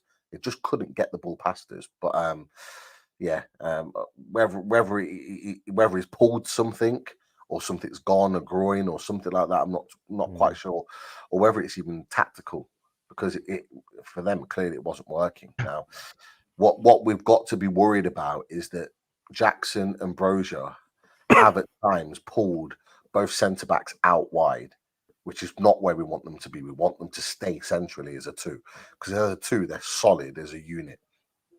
But they're starting to pull out wide in between the centre back and the full back. And we're now seeing Thiago Silva play those long diagonal balls. Levi Colwell's played the other diagonal ball across, and they're trying to open up the spaces wide to try and get in. And to be fair, the last few chances have been through wide play. So we've got to be aware of that. So Miggy and Gordon are going to have to be on it. They've got to get back in and show support. Miley's got to get across on that on our right-hand side. Bruno or Longstaff in particular have got to get across there to double, triple up. Because that looks like at this moment in time they're way in. Because when they're playing in centrally and trying to play through the middle, they're just getting crowded out. So again, if we can do that second half and do what we did in the first half, nick the ball and hit them on the counter with pace, that's our way in for sure. So yeah, I agree, mate. It's going to be an interesting one. Another one here from Leon. Question, lads. We've been playing like this away from home a lot, where we're doing the low block kind of, and then hitting on the break. You think that that's to reserve energy given our injury crisis? Do you know what? I think that's a great shout, because previous to this, we're used to being on the front foot, aren't we? And I suppose that's why I mentioned that when I first came on, Leon, because we've got the first goal and Chelsea look shaky, and normally we would go in for the kill, and that's what we've seen under Eddie Howe. We're not the type of team. Oh, sorry, Pete. 2 subs. Oh. Trippier and Byrne coming on. Oh, who's coming off? Right, Pete. You got your confetti then. Oh, did I? Yeah, you went like that, and the confetti come. Oh, Botman and Kraft come off. Oh, really? Okay, so Kraft, you imagine it's the knock he kind of got, and Botman is just because he's just coming back. Yeah, coming back from. I hope. Yeah.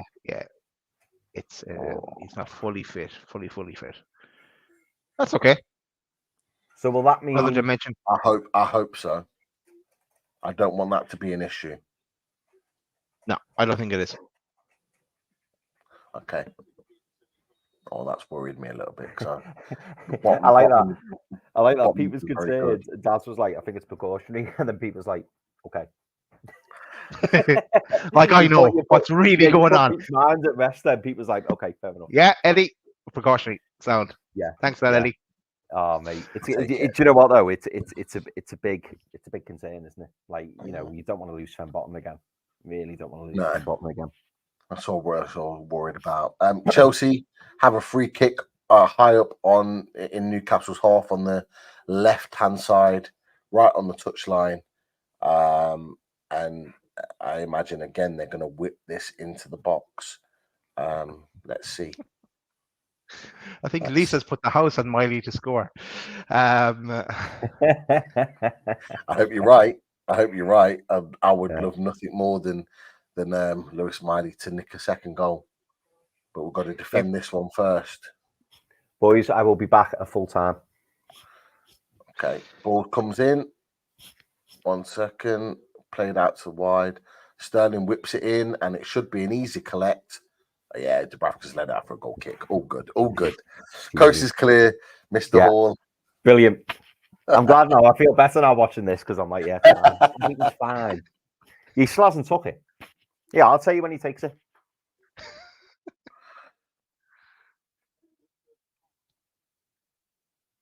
Gordon is feeling his legs as well. Yeah, he's took it. Running smoothly. Right, boys. Fingers crossed. Top man. Hope so, Chris. Hope it's better than your birthday. Yeah. Good luck. Yeah, definitely. This could be my birthday present. Yeah. What's going on? Ah, you're in the dark. It's entered into the shadows. What's going on there?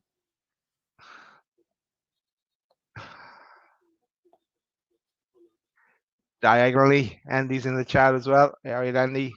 Great stuff. Great to have you in there, Andy. I'm worried about Gordon. He looked like he was limping a little bit there. Yeah. Hopefully Keep an eye on him now. Serious. That's just if he was to come off. Hall. He's struggling. Gordon is struggling a lot. Yeah. He's going to be coming off. Whatever that is, he needs to come off. We cannot afford for him to pick up another injury. We just Richie can't. is the other one, but I got someone a bit more pace. Yeah.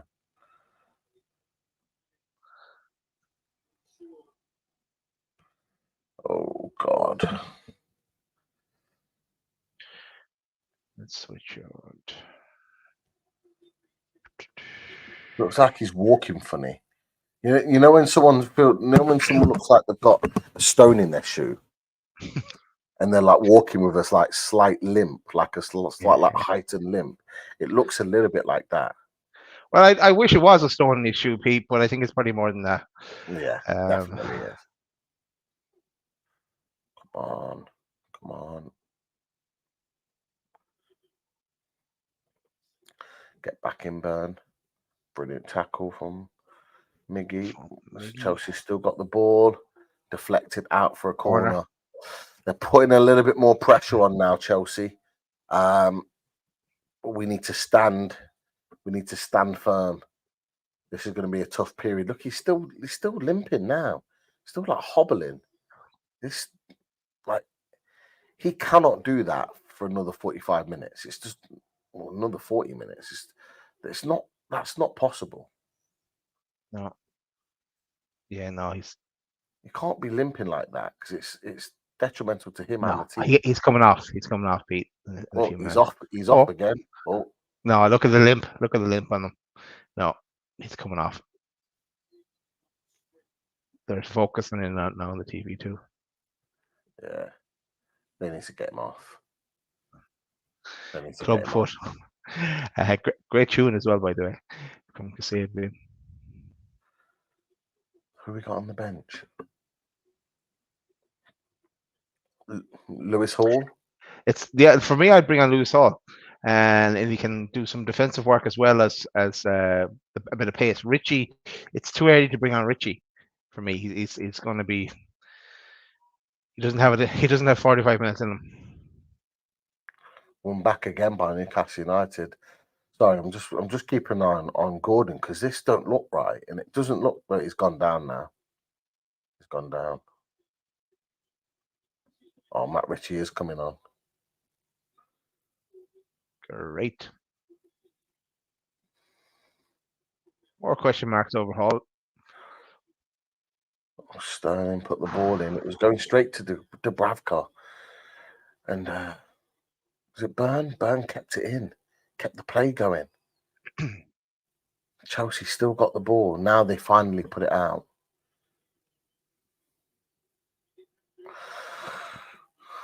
Need to get him off.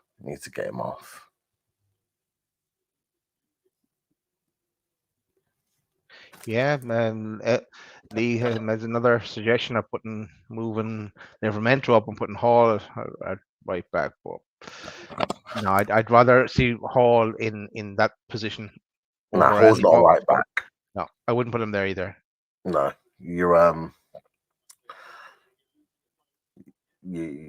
bringing Hall on. You're bringing Hall on to play left back, and then maybe move Livramento up. But if I'm honest with you, Livramento's a better defender. It's nothing to do with that tackle earlier. It's more he's. Yeah, he had a hamstring injury. Yeah, he had a hamstring complaint, and it looks like that because him running full pelt would have got onto that ball that was released to him, but he's almost stopped himself. He stopped himself for a reason. So Matt Ritchie's on instead of Gordon. Lesson later asked, can Hall play tonight? Yes, he's on the bench. He can play. And Minnesota Mag says Edit Kev on Twitter is saying that Botman plans subbed at halftime, so that's okay. We're Yeah. 3-0 up as well, by the way. It would make sense. It would make sense, and that would make me feel better. Borough, they're always going through. That was the dream tie for anybody. With all due respect to Port Vale, home or away. So yeah, they got the good end of that one for sure. But yeah, if it's a planned one, I'm all good. It didn't look like he was struggling. It didn't look like he pulled up. He didn't look like he was going through the motion, like any motions where he was protecting himself. He looked good. He played well. And let's be honest, with Shaw, we don't know when Shaw's going to be back. We need him to play against Luton in the Premier League next at the weekend. Like 45 minutes, we can go with Burn getting through that. But we need him to be available. As they show up Nkunku, you got Mudryk as well warming up. That's where I worry is that they've got those options to bring on the bench, pace, just quality, really. Mudryk hasn't really played well this season, but Nkunku hasn't really played a lot of football, but from what you saw him do at Leipzig, he's a quality player. He's a talented player. He's capable. So, you've got that element to it as well. Good. Michael Palmer got his pictures back. There's an issue in Canada after halftime. Good stuff.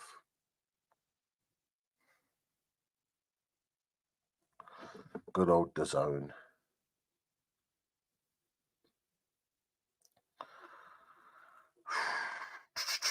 So Chelsea playing the ball round in midfield, very similar to what they're doing in the first half, guys.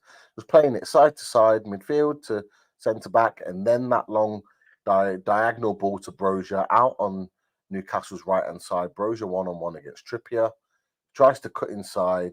He goes there. He did a Sterling. He went down easy. But the problem is this, because what we're doing is just getting rid of the ball and passing it straight back to them. And Brozier played it into the area. He turns.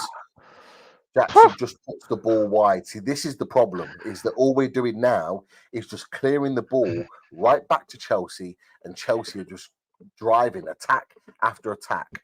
Malo Gusto, a nice little inside ball.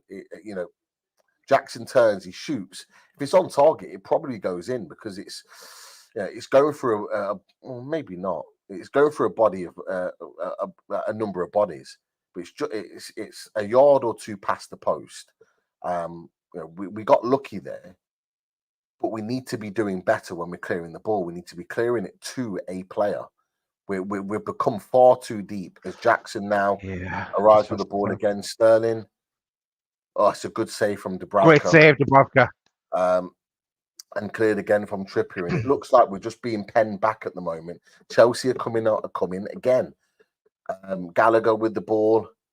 Malo Gusto on that left-hand side, playing he's a right-sided fullback normally. As Callum Wilson's got like 4 or 5 men around him. He's just getting crowded out. We need more from an attacking sense. Malo Gusto plays it across. Again, they got in. Just that diagonal ball across Dangerous play. here. They're making those diagonal runs in and behind us, and it's working for Chelsea. They're getting on the end of it.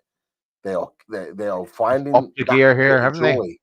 The one time they have upped it, guys. You're absolutely right. It's the one time Sterling gets the better of Tino.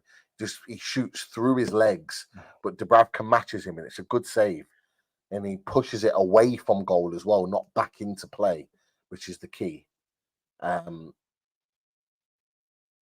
Dubravka plays it long. Trippier gets the flick on, but it's out for a Chelsea throw into their half. I'm worried it's going to be a little bit more of the same. They're just looking at the possession. 76% to Chelsea, 24 to Newcastle.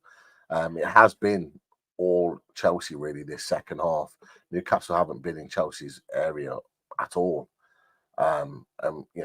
Ultimately we're playing a little bit of a dangerous game here. Yeah, we are. Newcastle, a couple of passages of play here. Miggy out, on the right with the ball. He's looking back to Trippier. Trippier's played it forward and Miggy's trying to run onto it, but Gusto gets the ball, plays it to Thiago Silva. Goal kick. It is a goal kick, but I think Miggy was calling. He thought he knocked it off Thiago Silva. He thought he knocked it off Thiago Silva for a corner. But it is a goal kick, played short. It's bad issue. Newcastle pressing high, trying to win the ball high. They've played through. Chelsea played through really well, but Lewis well done, Miley. Stuff to win the ball Excellent. back and releases Tino Livramento by Bruno, but it's well won back by Chelsea. And Cole Palmer cuts back inside, and look, the midfield looks disjointed. Conor Gallagher's running forward. He's playing in Jackson, but it's well marshalled by Dan Burn, and it just rolls straight into the hands of Dubravka. But we are playing a dangerous game at the moment. It's 58 minutes in, and we're playing a dangerous game. We are allowing them to have too much time on the ball, too many forward attacks.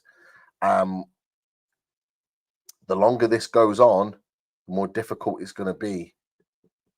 Gives them a free kick, of course, yeah, to Newcastle, because they were showing us the replay. We didn't see the initial foul, but that was what about the tackle on Bruno there? Yeah, it was. It's the initial tackle is given on Bruno from Conor Gallagher, pressing high. Oh, it's our free kick. Sorry, I thought it was a free kick. Yeah. Okay. That's all right.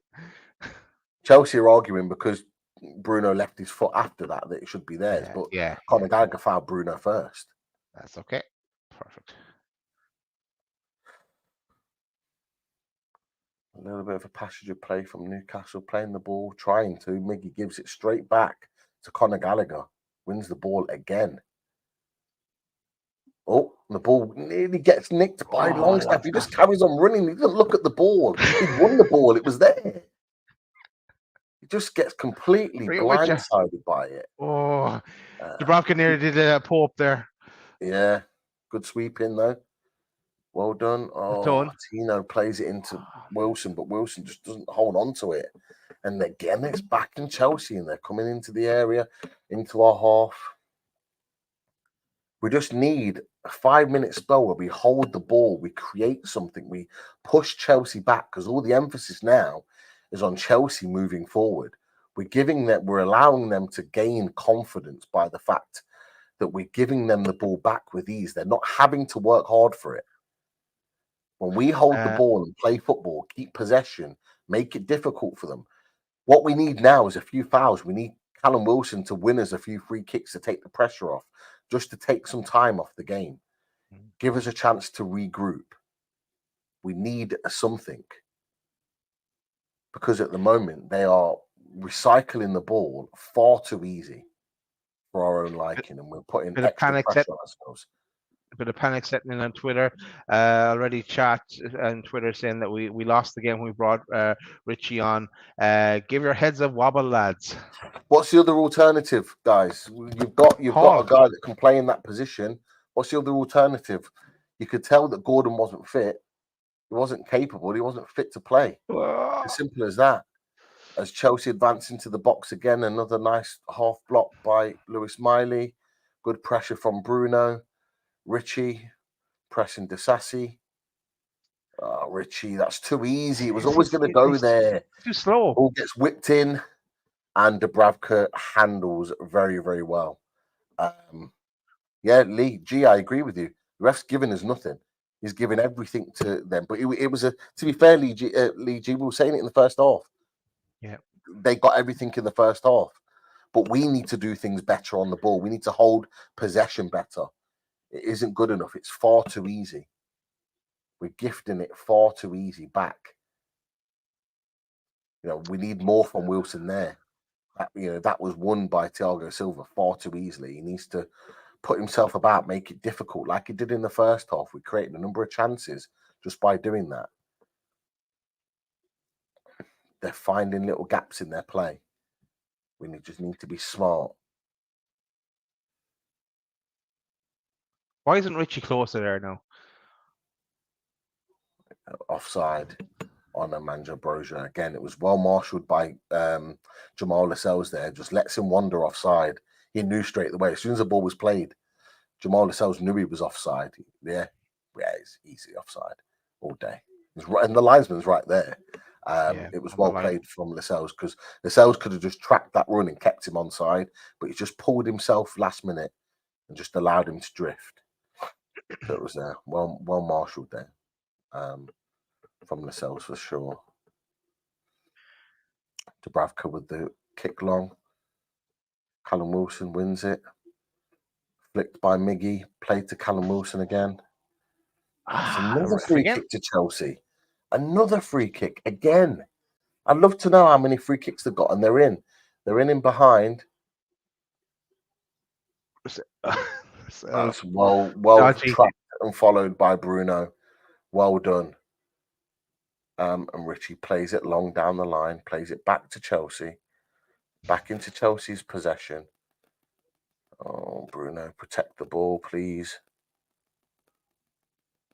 That's played out for another Chelsea. Another Chelsea throw. It's not a foul, Bruno. It's not a foul. It isn't a foul. You've turned right back into your own goal and you've got 3 players tracking you. There's not much you can do. He should have just left it for Tino, who was facing forward and could have travelled with the ball. We've just got to be smart in these positions. We've got to get the ball up the pitch, away from our goal. The more they pen us back, the more difficult it's going to become. Now they're starting to find these little passes in between the midfield that they weren't getting in the first half. Conor Gallagher, Cole Palmer are starting to be successful, these little in-swing passes that they weren't getting the same joy from. Back.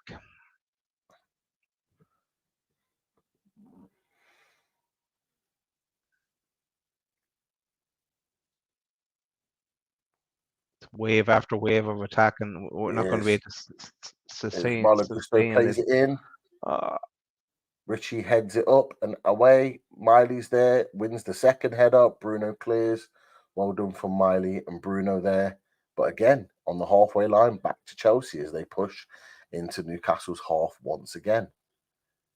Can't get out of our half. Malo Gusto's definitely opened up the game on that left-hand side for Chelsea. His trickery, his in-swinging balls, they're causing a few problems for Newcastle on Newcastle's right, Chelsea's left. Cole Palmer started to come into the game a little bit. Conor Gallagher, I think, has had a good game for Chelsea. I think everything's really gone through him. But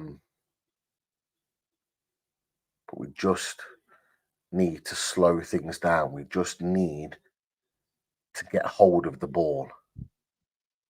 We can't keep defending like this for another half an hour. No.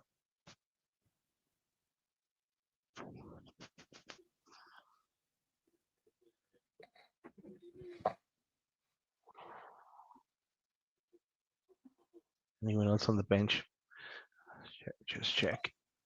Lewis Hall is an option. Lewis Hall is the only attacking kind of or someone with legs that can get us out here.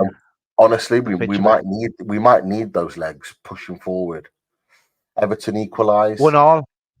Beto, the goal scorer. Brilliant tackle from Tino Livramento. He's been excellent tonight. Defensively, winning the ball. He's back with Chelsea though. The Chris Hall Cup final is still on, so still in play. Still intact for now.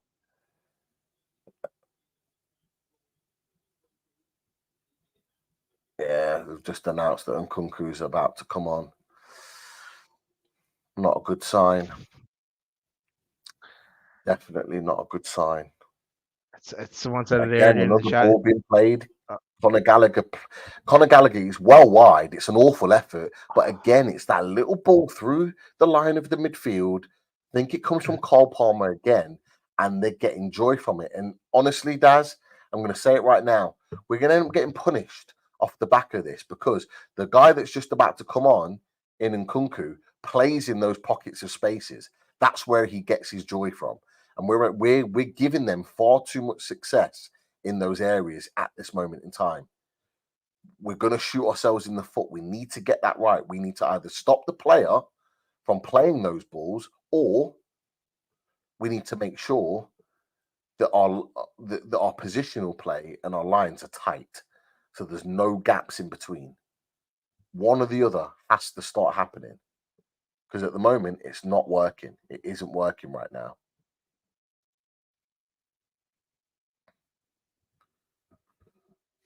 Defense has got a little bit of respite because the ball's been played high up in Chelsea's area, and they're trying to play it around, not convincingly, but some good pressure from Newcastle. Chelsea come out with the ball though. Thiago Silva. Again, he's looking for that diagonal, but it wasn't on that time. Playing that ball right through the middle, Sterling. Sterling's adjusted his position. He's playing more centrally now, but Tino again recovers the ball, plays a 1-2 with Miley, and he's gone. Tino's gone. He's travelling. Free. No, at least a throw.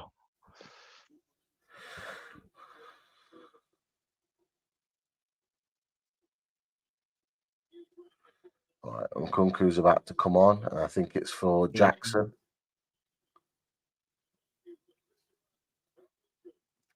Yeah, it feels like they've saved him for this game.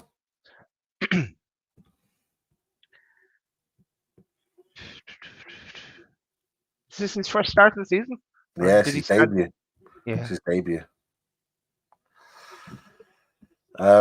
Mike, we talked about Conor Gallagher in the first half. I think we were saying, Daz, is it right? With the money that he's going to cost? Yeah, it could be spent elsewhere. We're saying, Mike. We touched a bit about it in the Fully Loaded Transfer Show as well. Yeah, but he is a quality player. Yeah, and he has played well, to be fair.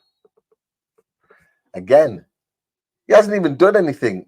He's trying to shield him off the ball, and the ref, before it's even landed, is already giving a Chelsea a free kick. It's crazy. The amount of decisions they've had tonight is mad. I would love to know if someone can tell me or knows where the stat is of how many fouls or free kicks Chelsea have won tonight. I would love to know that, because that is it's bizarre how many they've got away with. Nkunku makes that run in and behind, and it's well defended by Trippier. But again, the ball's played up, but just straight back to Chelsea again. We look so leggy all over the pitch. Yeah, we do now. Definitely. We do definitely look leggy. I think Wilson looks leggy, if I'm honest with you. Yeah, he's not pressing as high or as hard as he was in the first half. Of course, players are going to tire, but someone said it in the chat earlier, Pete, as well. It would have been ideal. It's easy to say that if we had Isak just to run at this as well, to take it into the corners, try and make something out of nothing, take on someone. But we are. Yeah, that's true. Just to get on the ball and be able to hold play with the ball at his feet and maybe run at a few. But again, I genuinely think how he's resting him is giving him a full week's rest to make sure that he's ready for Chelsea. That's not a free kick. Thank you. He's finally Sterling for diving, because it was a dive. It was a blatant dive. No, what a laugh. It was a blatant dive. He's looked for that all game. Should have got he should look. He's nowhere near. He's not even touched him. He just fell to the ground. But he's looking up, asking for a free kick. He did it in the first half with Jamal Lascelles. Jamal Lascelles just stood his ground, didn't move, and Sterling just falls to the ground and asking for a penalty. Barely even touched him. Now he's got his yellow card, and rightly so. It's just a blatant dive.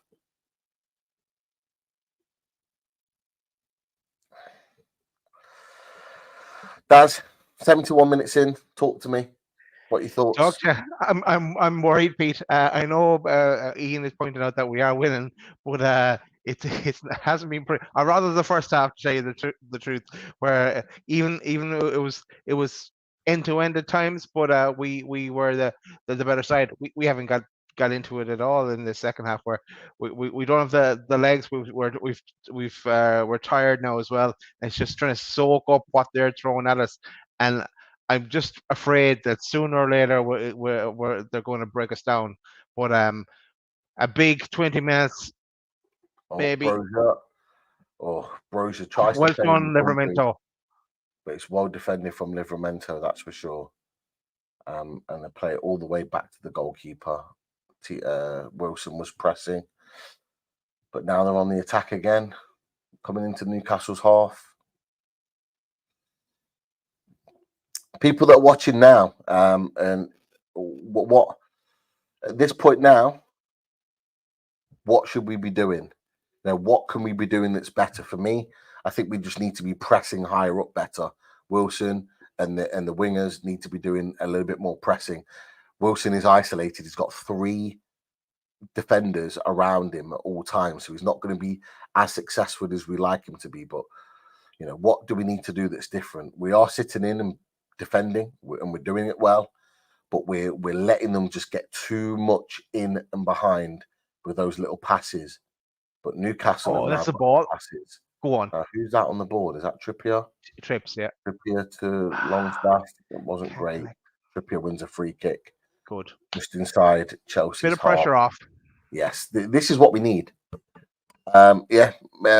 Minnesota Mag, absolutely spot on. We need free kicks, which Trippier has just won us, which just takes that pressure off. I think he was saying that is a good suggestion. Free kicks is what we need, but he was referring to this. He was coming with the stats for you on SofaScore and the fouls. So 9 fouls for Chelsea, 5 for Newcastle. I thought it was more. I thought they were in double figures, if I'm honest, of how many free kicks the ref's given. I'm not going to lie. I thought it was a hell of a lot more than that. But yeah, you're right, Dunil. They do need to press as a unison. They need to press together.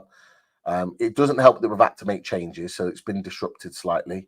But they do. They need to attack together as a team, because at the moment they're not. How is that not a free kick? Come on, ref. That is crazy. Now Sterling. No. Sterling's in. He's running in on goal. He's trying to play in, and Kunku luckily can't get hold of the ball. We had a mini let off there, but they're still advancing with the ball. Malo Gusto, Casado, Cole Palmer on the ball. Right. Is that Thiago Silva playing it out to Disasi? Richie, hold your position.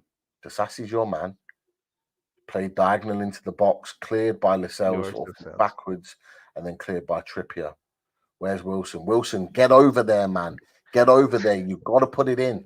We have to. We can't allow them to travel 10 yards up in their own half without being pressed.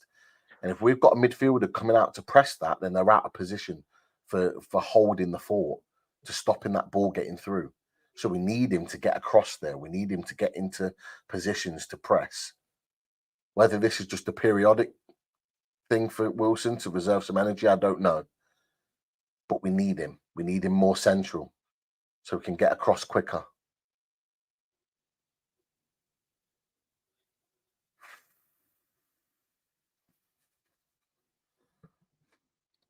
Wilson's walking now. It's he's going to be tired. He played he's wrecked. He's and played a full 90. I understand it, but and it's been a slog tonight. We've had to withstand a lot of heavy pressure. Again, it links back to why we need that third striker, because when one gets injured. Yeah, you're absolutely right.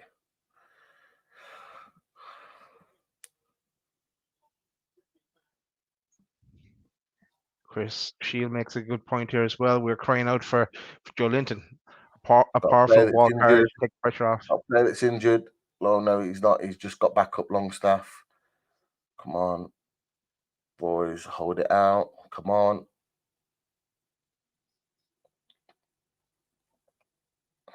Yeah, they can go backwards. Get yourself across there, son.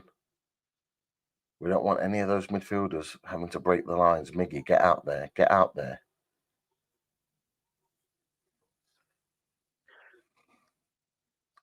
I'd throw Hall on up front now.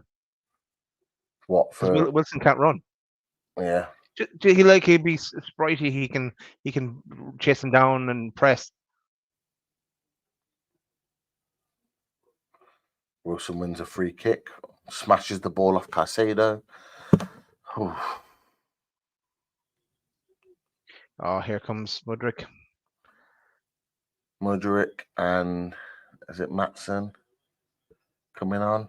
The Sassy coming off. So they're going for it. They've gone for it. Yeah, They're taking off another defender. Oh, Sterling's coming off. I thought Sterling was doing all right, to be fair. So they've got Maatsen and Mudryk that's come on. So they've gone for pace and runners. That's what they've gone for now. Apparently, Lewis Hall has been warming up. So maybe he's going to be here. Maybe he is going to be the option. Daz, maybe you're right. Yeah. Who would you play up front if he takes Wilson off? I'd play Hall up front. Just let him run. Let him chase everything down. Like do this, and be on top of everything for 12 minutes. Just run your heart out. Yeah. Newcastle free kick on the halfway line. Brilliant stuff.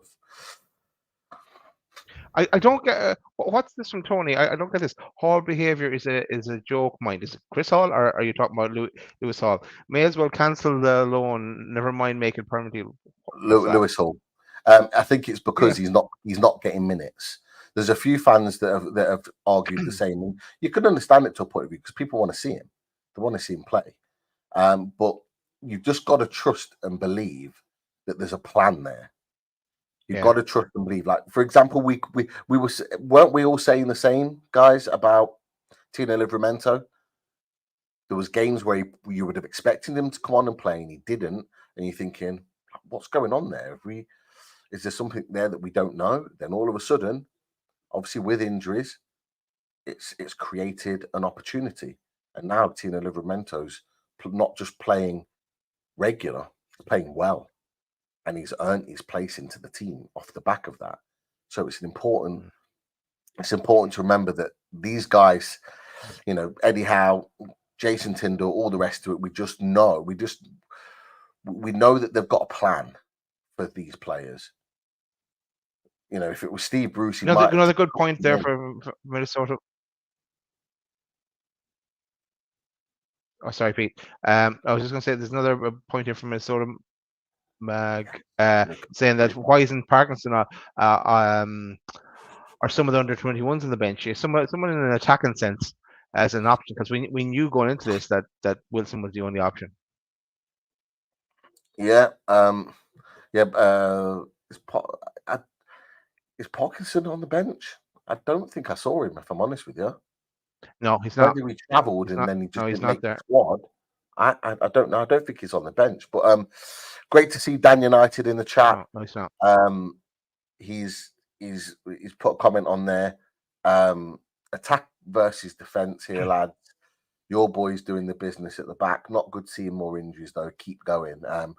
We'll try, mate. It was great to speak. Hope you're well, Dan. By the way, yeah. Hope you're well. Yeah. He dropped me a message afterwards, and I said to him, "It's great to have him back on the panel, and great to see that he's well. Hope you're well, fella, and hopefully, come on, we can see this through." Daz, 81 minutes. Talk to me, please. No, talk to me. Where you at? I need something here because, I feel I'm tapping my feet, my hands.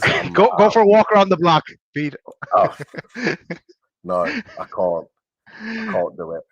I know it. Look, it does. It hasn't been as intense, that pressure, for a while. In the last 5 minutes or so. As a ball goes into the box and my heart skips a beat. Oh my God. Well defended from Trippier.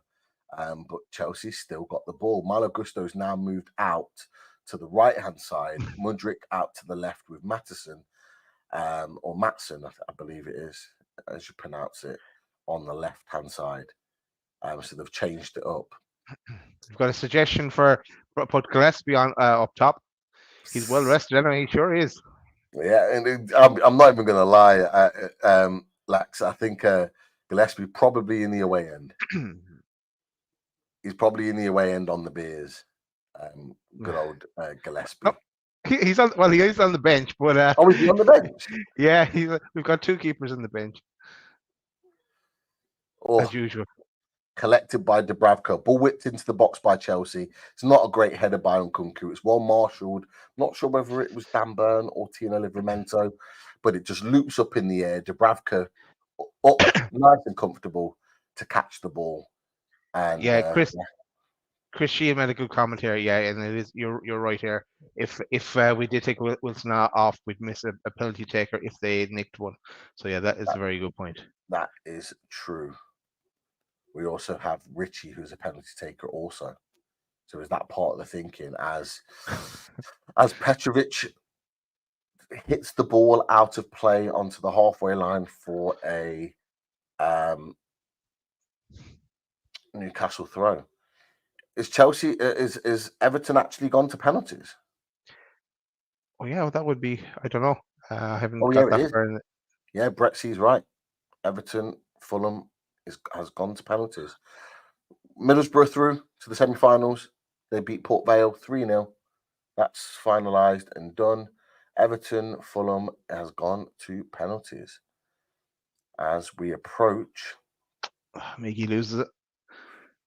Yeah, Miggy loses. That was a bit too easy there. Miggy's just holding his knee off the back of that. Looked a bit like a clash of knees in that situation. Just to answer Munch's question, we're on 83 minutes, going into 84 minutes, and right about now.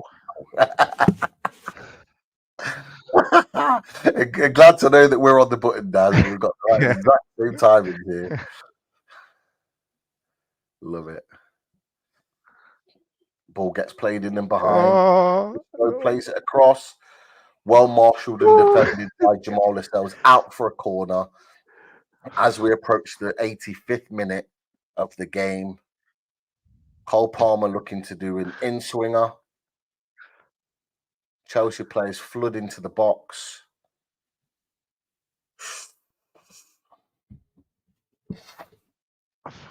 Come on. Ball gets whipped in.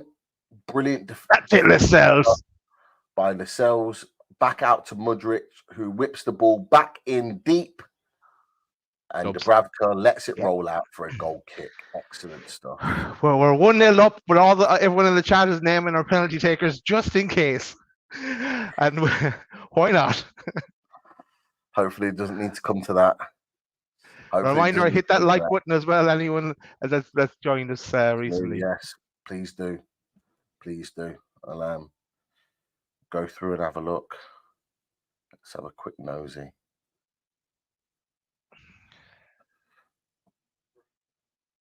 Okay, ball up. Well won by Wilson. Wins the header there. Brilliant header from Dan Burn. Gallagher picks it up in his own half. Matson running after the ball on that left-hand side. Brilliant clearance from Jamal Lascelles up the pitch. Just booters. Nice one. Just gets it out, gets rid of it. Nice and easy. We're approaching 50 likes, guys and girls, lads and lasses. If you haven't already, click the like.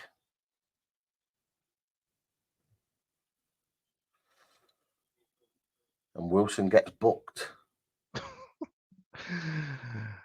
So Wilson gets dragged to the ground and gets booked for it.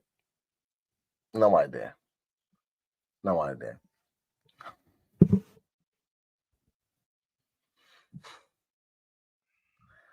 Oh, dear. Chelsea with the ball, playing it across the back in their own half. Thiago Silva to Badia Shield. Wilson trying to chase it down into Caicedo. Thiago Silva advances into the Newcastle half. Turns Miley out to Matson, out on their left. Mudryk running with the ball on the left-hand side, being marshalled by Miggy. Ball gets whipped in to the back post. Oh my God. Oh, Jesus! Tino Livramento nearly Great scored a header lone by goal. Tino.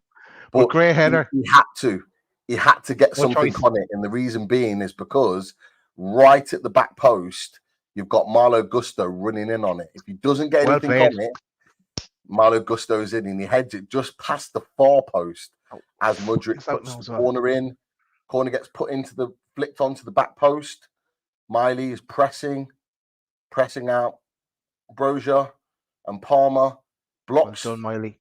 blocks the shot from Palmer. Oh, Plays it to class. Bruno. Bruno, Bruno, class. lovely little flick in and behind. Go on, Wilson. And he plays the ball, but it's just not enough on for Wilson to run on the end of it. Wilson tries to press and Chelsea back with the ball. Yeah, that was very, very close. A little bit too close for my liking, I'm not going to lie. And Nkunku being marshalled by Dan Burn. Miley pressing Conor Gallagher. Augusto being pressed by Tino. They're playing it across about 30, 40 yards out the pitch, but it's being marshalled at this moment in time really well from Newcastle. Now they're back over to the left-hand side. Miggy's there and he wins the ball back. Go on, from Miggy. Mudryk. Well done. Well done. Trippier plays it long to Wilson. Lovely chip. Oh, it's out. It's just out of play. The ball gets played back to Miggy, wins the ball. He tries to chip the ball forward over a player to Longstaff, and it just goes out of play. And Chelsea again pick up possession. And Would be again, Farmer says, "You can do this, boys. Courage and resolve," and smiles from the gods. yes, definitely. Malo Gusto again coming in off the right. Conor Gallagher cuts by Lewis Miley. Tries to advance into the area. Brilliant defending from Tino Livramento. That was a free kick. He goes for it. Nah, it's never a penalty. No way. That should be a yellow card because he blatantly dives again. He is looking 89th minute. Looking for a penalty. It's an absolute disgrace. He should be booked for that. It's brilliant defending from Tino. Brilliant defending. He's there. He tries to cut in. And look, he flicks his foot out, tries to make contact. It's an absolute joke. Raheem Sterling got booked for exactly the same thing, Dad. He got booked for the same thing. That is a booking. It is a dive. Tino's had to move his foot away from him. Stretched out his leg as far as he could. Push his foot onto him. It's an absolute joke. Ref, to be fair, the ref was in the perfect position there. As Mickey's through, Miggy. He shoots inside. Straight at the goalkeeper. Oh, maybe he should have brought it in the corner.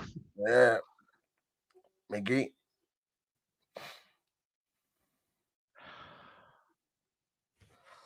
Four added minutes. 90 minutes are up. There is 4 added minutes, lads and lasses. 4 added minutes for Newcastle United to hold on. That's time for another Bailey's, Jordy. 2 for life.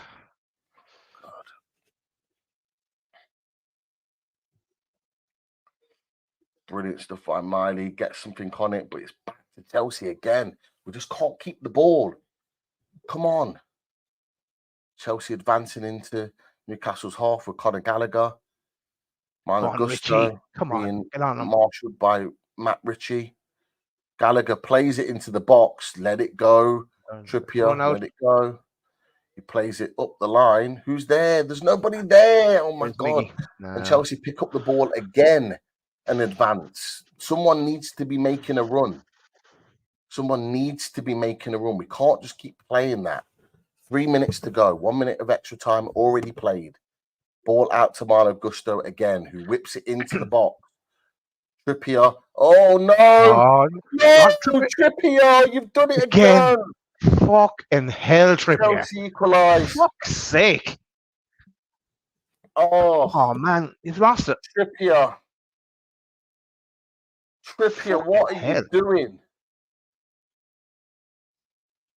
Jesus, Trips.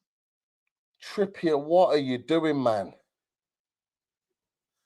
Oh. Fucking hell. Just flick it away. Just get rid of it. There's nobody there. It's a nothing ball. It's an absolute nothing ball. Oh my God. Again and again and again. Again. It's shocking. Absolutely shocking. Just flick it away. Put it out for a corner. Just get rid of it. He's trying to head it back. He's trying to head it back. But there's no communication there. There's no talk. There's no communication. No power in the header. Nothing. And it's a scuffed finish. Trips. You just got to do the simple thing, man. The simple thing. Fucking hell.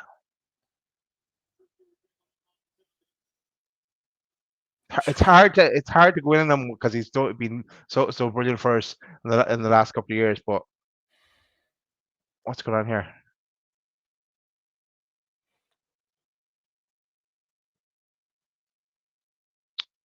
Fucking Matt Ritchie.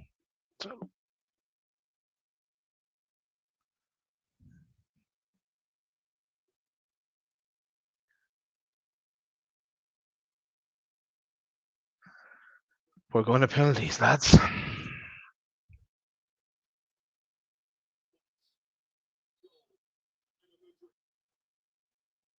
Oh. Absolutely sickening.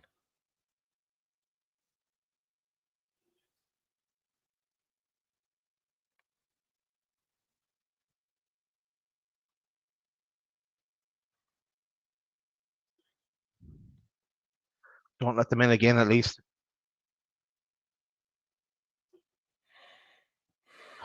I don't know. I don't fancy trips in a penalty either.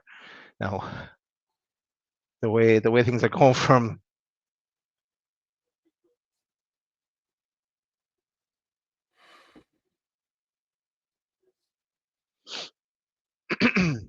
Look, one thing, Dubravka.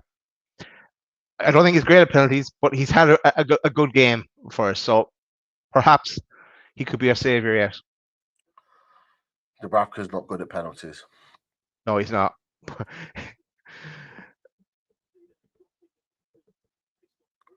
There's a fan that jumps onto the pitch and gets in Dubravka's face. Poor, really.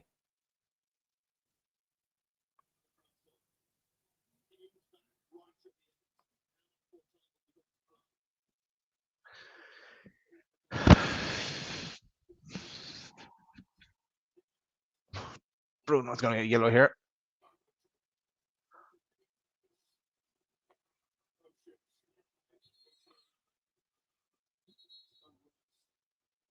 So stepping in, Mudryk as well.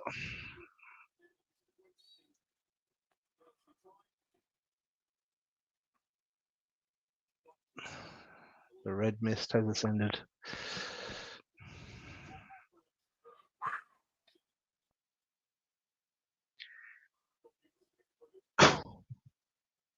No, he didn't connect with his face. No, he didn't. He actually doesn't connect with him at all. He kind of like Bruno takes a wild swing and just misses.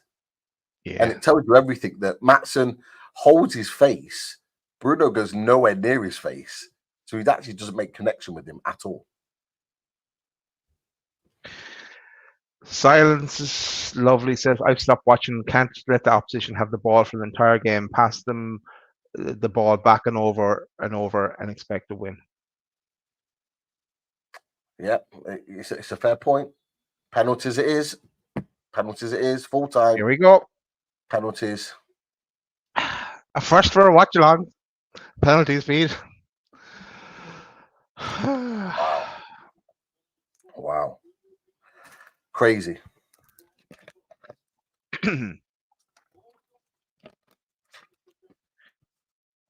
Crazy. Was it 3 minutes away from winning that? Yeah. We were. Probably 2.5 minutes away. Okay, who have we got? We've got Wilson for a penalty. That's the one I'm confident on.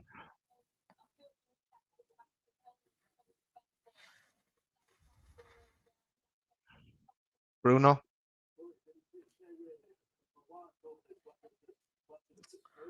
Wilson.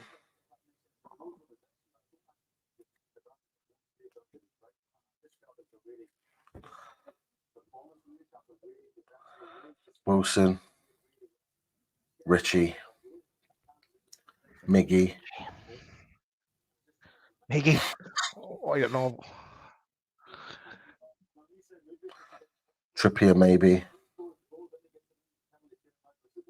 Maybe. Oh, I can't watch this goal again. Jesus Christ. Just head it out. What are you doing? Just headed towards the goal. Or the side line. Oh, it's horrible.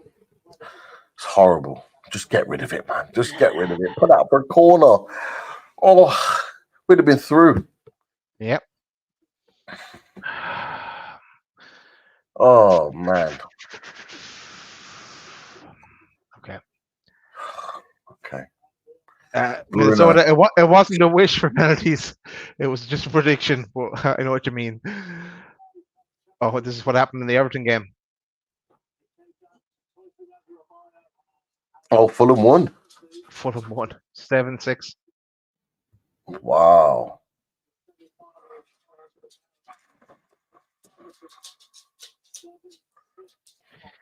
I'm with you, Mike. We've got a fancy Dubs to save a penalty or two with the form he's on tonight. But I know from previous he was shit at trying to save penalties. You never know. He's got history. He's got history of not really being great at saving.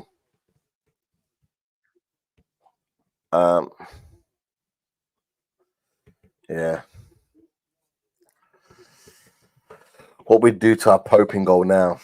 He's a proper penalty saver. He's a proper penalty saver. Is Pope.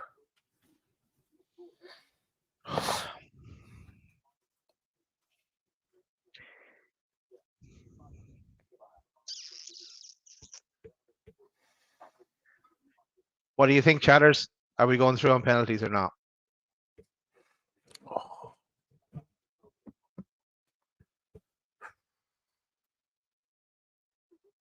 Lascelles doing the talking.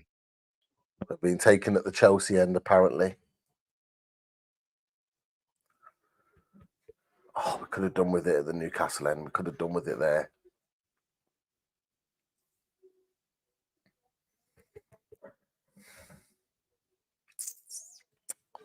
Okay.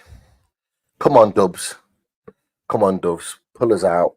Pull us out, the mire. All is forgiven. You got a new contract. Get us through this.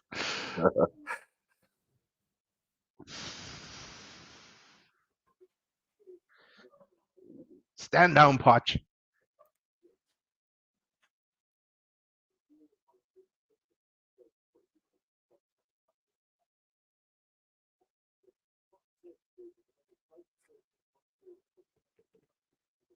Oh.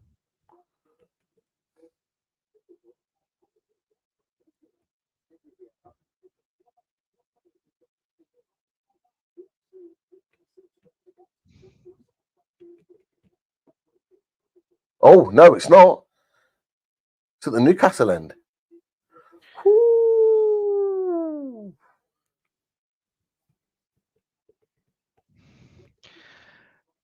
Abu Bali is gone to the dark side. He thinks we're going out. Newcastle up first, from what I could lip read.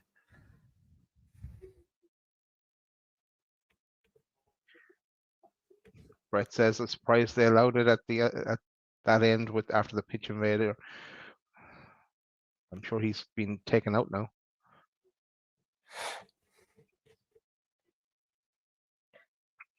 And Munch is saying they're saying that the ref had a good game. Bollocks as well. What he said added on to that. Cole Palmer up first. He scores. Yeah, he's a good penalty taker. He's Cole Palmer. He's already proven that this season.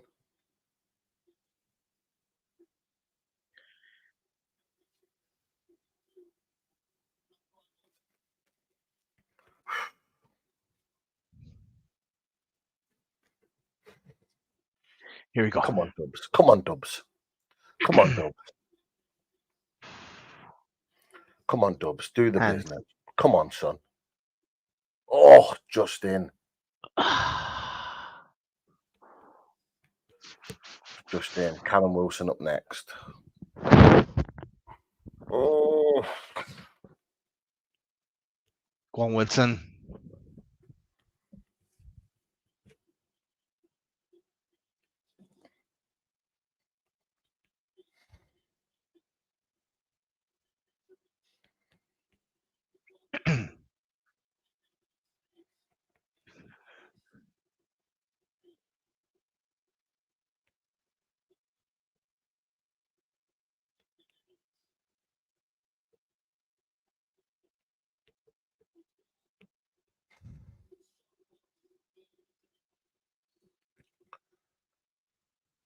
come on, Cal. Come on, Cal. Great goal. Yes, get in. Get in. Who's up next? It's lovely. It's a lovely pen. That's a lovely pen. Yeah, he had a good night. Good game. Look, he was out of zapped after 60 minutes, but fair play to him. And got his penalty as well. Conor Gallagher up next. Conor Gallagher up next. Come on, Dubs.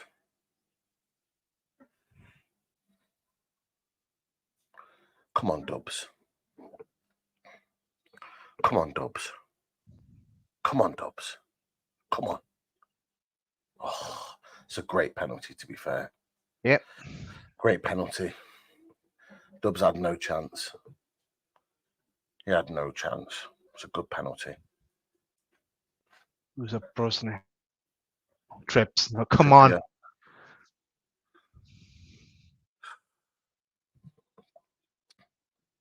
Where's his head at now? Fuck. Got to redeem his trips. Come on. We need a big penalty from you, fella.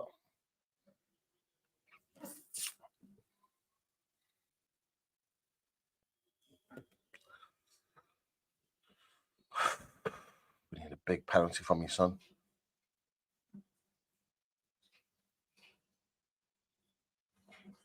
Oh, he's missed. Oh, for He's fuck's missed.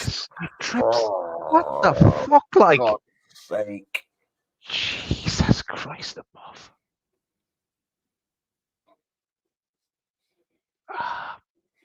Step up, Levermento. I don't know. Your time is up, Trips.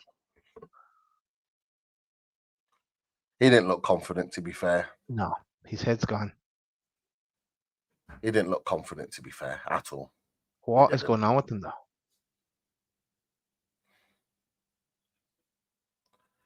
No idea. And Kunku up next. Bearing in mind he Go on, Jobs. He was, I think, a penalty taker at Leipzig. So he'll be strong.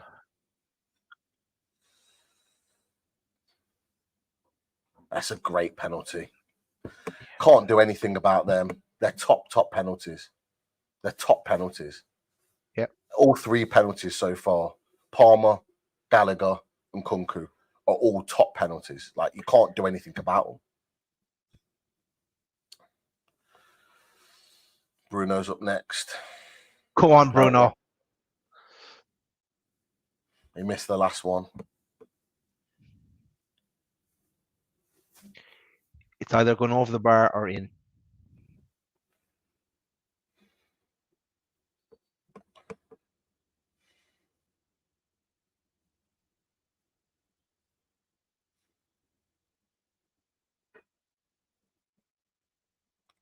Nice penalty. Yes. Nice Okay. penalty.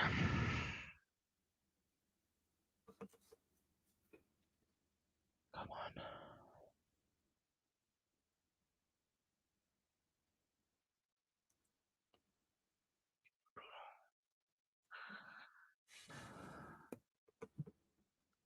Modric. Come on, Come on, do us a give favor, Modric. Giving the Bruce Gobbler, the wobbly knees, everything. Psych him out.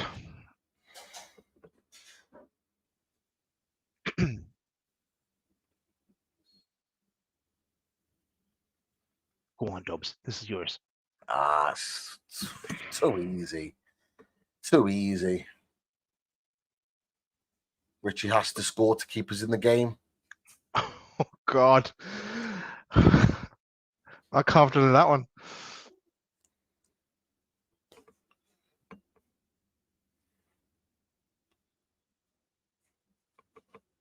Oh man, Tripson needs to go on a winter break by himself. something's not right. Come on, Richie. Go on, Richie. Just smash Go it on. straight down the middle. Smash it straight down the middle. Saved. That's it. Done. Knew it. To be Fucking fair, it was a very, Matt- very good save. A very good It was, save. but what the And- fuck and- do we bring on Matt Ritchie for in the first place? Fucking hell. Useless. I can't be mad. I can't be mad at Matt Ritchie. It was actually a half decent penalty. It was a half decent penalty. It was just a really good save. I'm not gonna lie, Daz, I'm absolutely gutted. I'm Absolutely fucking pissed gutted. off, Pete.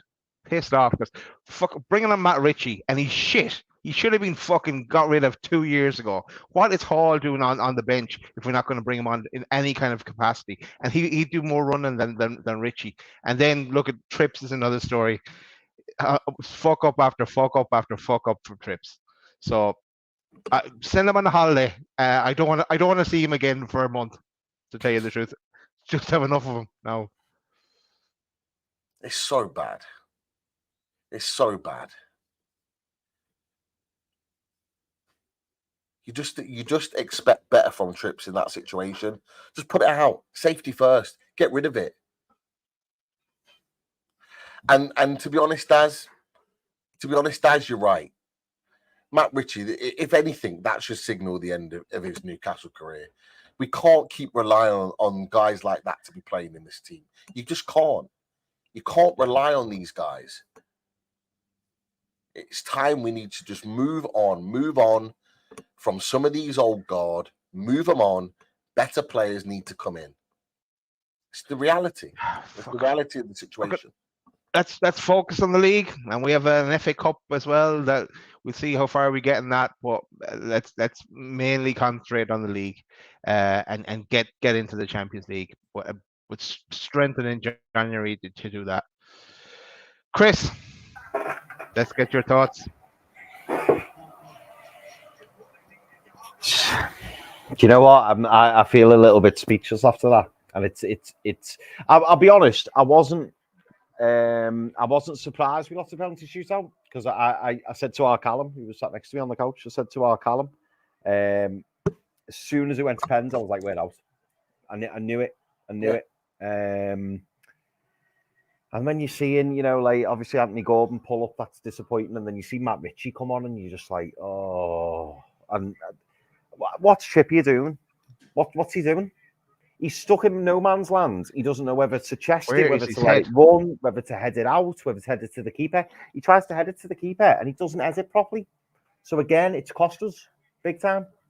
But Chris, if you're going to head it to the keeper, give him a call. Let him know that you're giving him the ball back. Don't just assume.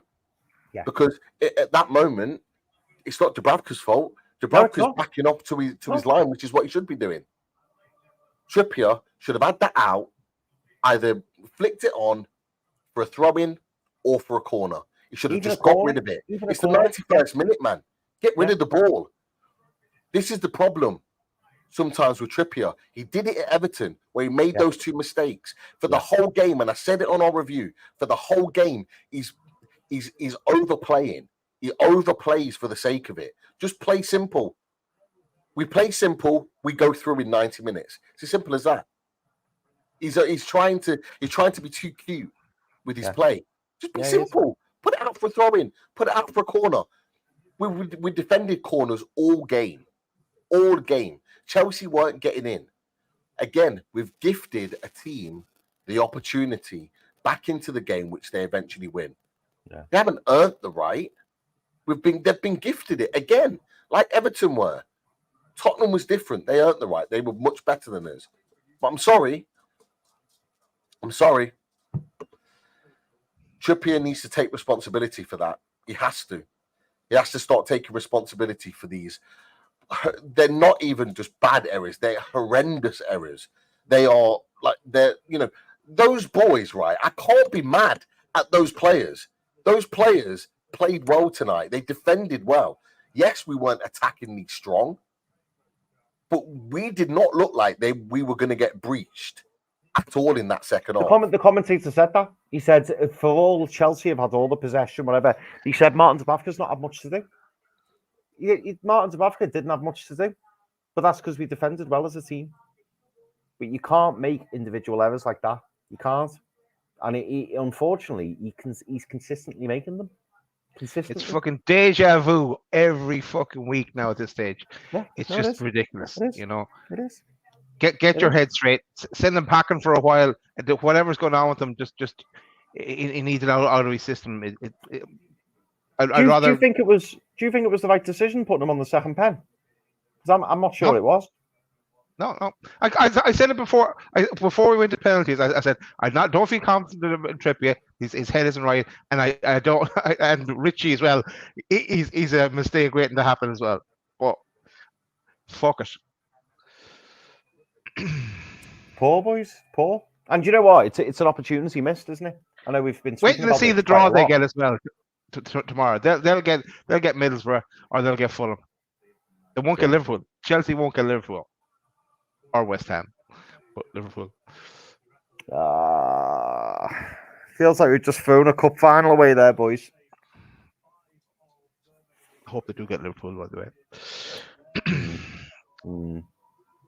Yeah. It does feel like that, Chris. We've thrown a cup final run away. Yeah, it does. To go out like that is horrible. Shocking. Yeah. And no, it is a lottery and penalties to know that. That's fair enough. But it's the things that we're calling, and the people in the chat are calling it as well. It was trips looking dodgy, and then don't let him take a penalty. And Richie, why not bring on Hall instead of Richie when you need someone with a bit of pace, a bit of. He wasn't even close to the man he was meant to be marking either. When he did come on, he did nothing.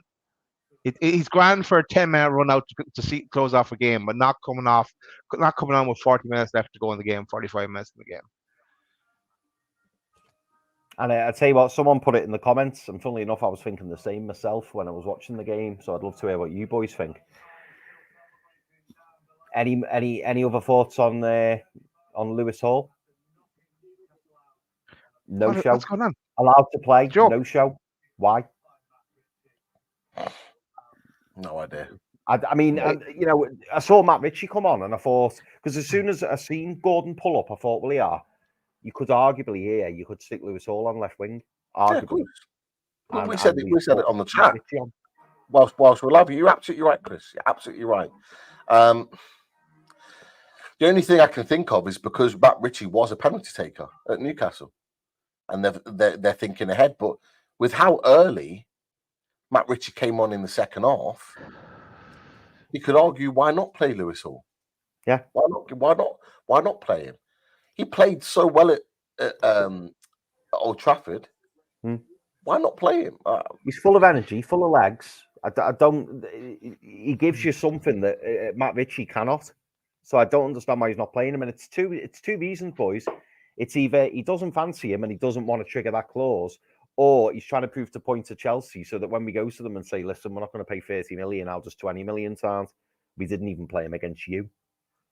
Because surely Pochettino's looking at that and going, you've asked to play him and you've not even played him and you've got no players. He must have done something behind the scenes to piss everyone off, because it doesn't make any sense. Struggling for players all over the pitch, and we've got Matt Ritchie on the bench and he brings on Lewis Hall.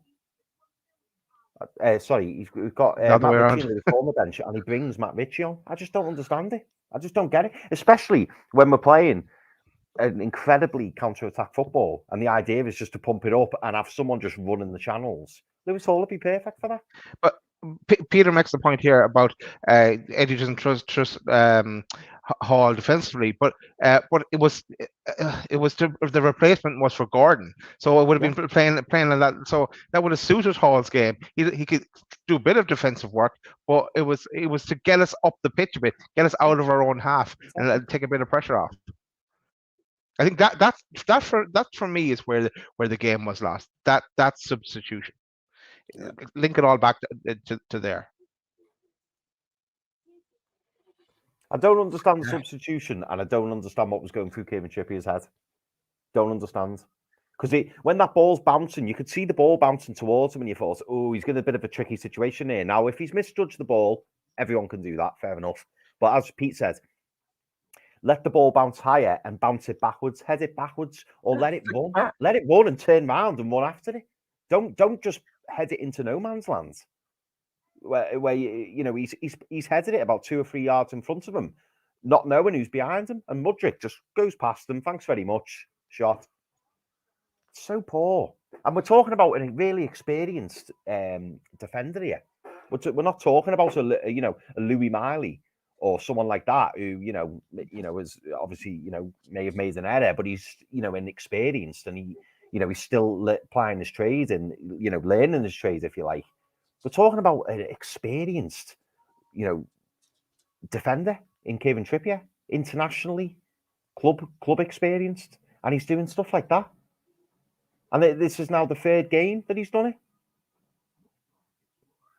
Yeah. Something's not right. Yeah. Mad. Congratulations, Frederick. Might get Liverpool in the next one. Yeah. You boys got lucky, but enjoy it. Yeah. Enjoy it. And I knew as well when the commentator, it always happens to Newcastle, and not crying this in, but he was like, "Yeah, they've got Petrovic in goal, who's a penalty taker, penalty specialist." And I was like, "Oh, brilliant!" Apparently, he was brilliant in the MLS, according to the commentator. So, as soon as he said that as well, I was thinking, "Yeah." So we're not going through here. We're not going through. And to be fair to him, he made a save for the cheese pen, didn't he? Yeah, Richie always goes down that side. He's so predictable. If you go back to the vast majority of his penalties, if not all of them, they've all gone down that side. It wasn't a bad height, but it's that danger zone where it's just at the right height for a goalkeeper to get across and save it. If it was lower, might have been slightly different. A little bit like Cole Palmer's, where it was low down into the far corner. Yeah. But which is why I said as he was running up, just smash it down the middle. Put it somewhere different. The goalkeeper's bound to dive. Just smash it down the middle. Yeah. If it goes over, it goes over. But you've tried to hit it. If you hit the target by smashing it down the middle, you get in. And it's a shame because there's so many players on that pitch that didn't deserve to lose. They didn't deserve to lose that. No, not at all. I'd give Trippier Christmas off now, just to get his head right. So there's something going on. I wouldn't be playing at Luton.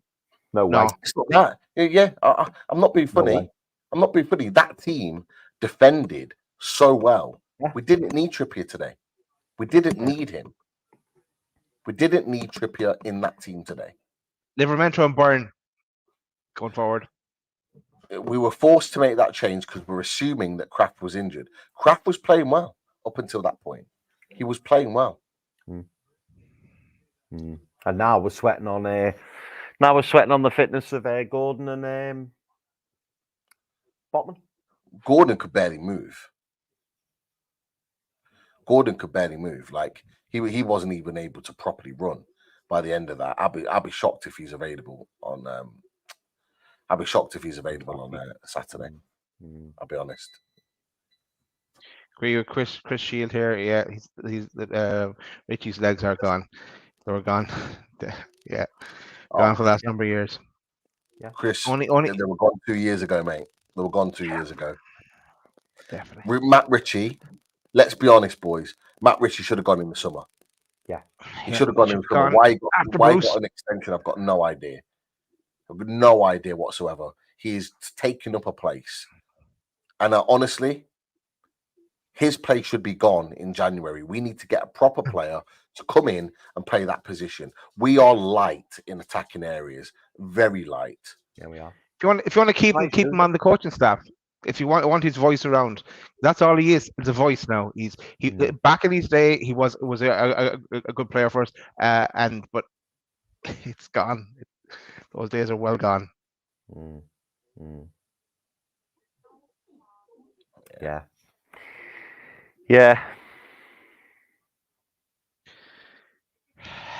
Oh, it's got bloody AC Milan vibes, this, hasn't it? It's your birthday all over again, Chris. I know. No more birthday talk. Oh God. Yeah, it's just. Do you know what? Again, though, boys, it's exactly the same conversation. It's our own doing, and we didn't deserve it, but we've got to blame ourselves because it's our own fault. Do you know what I mean? And it's frustrating because it's not like we've been battered. It's not like we've. It's not like you go, oh well, they fully deserved it. I mean, I know Chelsea dominated the majority of that second half, but I suppose my biggest annoyance, and whether there's a reason for that, whether it's the fatigue, whether it's the fact we've got loads of injuries, I don't know. But I didn't like, and I said that at half time, I didn't like how reclusive we were, how we just sat in and were like, yeah, well, come at us. And yeah, we, as Pete rightly said, we did defend well, we did. But you're kind of sitting there looking at the clock thinking, when are they going to get this chance? When are they going to get this chance? And again, like at Goodison, we just handed it on a plate to them. They took it and it's cost us. And it's I don't know. It's just really frustrating. Whether it's because we haven't got the clientele, to kind of really press and do what we want to do, or the fitness, and like I say, we're tired. I don't know, but I do think we'll look back on that and go, maybe we're a little bit defensive, because Chelsea were all over the place in that first half. Well, certainly towards the start of the first half when we really had to go at them, they looked nervous, and then we just, as soon as we went 1-0 up, we just sat back and were like, go on, break us down. And we did really, really well for 91 minutes, and then one mistake cost it. Yeah. Saying that, I suppose if we did 1-0, I'd probably be saying what a fantastic defensive performance. I don't know. It's just very uncomfortable to watch. It's not pleasant to watch. Do you know what I mean? Because you're just on edge all the time. Yeah. Lads, we're going to change the topic for 1 second, because we've got over 100 people in the chat. Make sure you hit that like button. But also, we're going to continue talking here about the game. But also coming up on Thursday evening is this. Yes, we're back. Away days. We don't stop on this channel, and we will have Dave from the When the Town podcast, Luton podcast. He'll be joining us all the way from sunny Australia. So it'll be great to have his thoughts, and obviously a new guest on the channel. So great to have him on. And yeah, honestly, we need to move on quickly, because we cannot dwell on this. We need 3 points at Luton at the weekend. We cannot afford to drop points. We're in a very delicate position right now in the league. We need points on the board, and we've got games where we should be collecting them. I fully expect Alexander Isak to be in the team. Wouldn't be surprised if he starts off the left, Callum Wilson through the middle. I think we need to go for it. We need to go for it. We need the 3 points secured in the bag ASAP. Botman needs to come into the team. Tino needs to secure that right-hand side now. That is now Tino's right-hand side for me. After these performances from Trippier, this is his side to lose. I'm sorry. Dan Burn comes back in at left-back. Tino Livramento back on the right-hand side.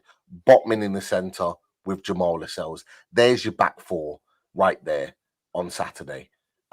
We can't mess around now. We need our best players playing all the time. And although Trippier is a super talented player, he is not playing well. He is in bad form. And it doesn't matter how good you are. If you're in bad form and there's a player there playing better than you, you sit on the bench. So for me, I wouldn't give him time off. Daz, I get why you're saying that, and it's completely understand it. I wouldn't. I'd have him sitting on the bench going, you're not playing because you're not playing as well as Tino Livramento. And it's now, just like Miggy needs at times, just like other players need, it's the kick up the arse that Trippier needs, that he's not a guaranteed starter. And he's now going to have to earn his place back into this team in order to show that he's capable of starting. He's 33 years old. At some point, he's going to start dropping off anyway, naturally. Could have started already. He shouldn't be a guaranteed starter right now. Not after those last few performances. Not good enough. Not good enough for me. No. Yeah, you're right. Then on Sunday morning, 9 a.m. Yes, 9 a.m. We're coming with on Christmas Eve. We're coming with the loaded reaction. It's the time that suited us to go. That we're going to bring the reaction then and the roundup of the games. But then after that, we're into the forest. After that, and we'll go coming with a new manager as well, looking like Nuno Espirito Santo is coming in there. So Nuno in at Forest by the looks of it. So will they get that new manager bounce? Hopefully not. But yeah, that's coming up. What's coming up unloaded? Yeah, so we're still coming in. We're still with the content. There's a potential other show. There always is. I need to speak to you guys because there's been a slight update. Not for this week. But maybe over the Christmas period. Yeah, so I'll let you guys know. It was whilst we're watching the game, so that's why. But yeah, lots to come for us on Loaded Mag NUFC. Watch this space. But look, I'm not gonna lie, it's gonna take me a good couple of days to get over this. This was the opportunity. Chelsea were not good. They got lucky.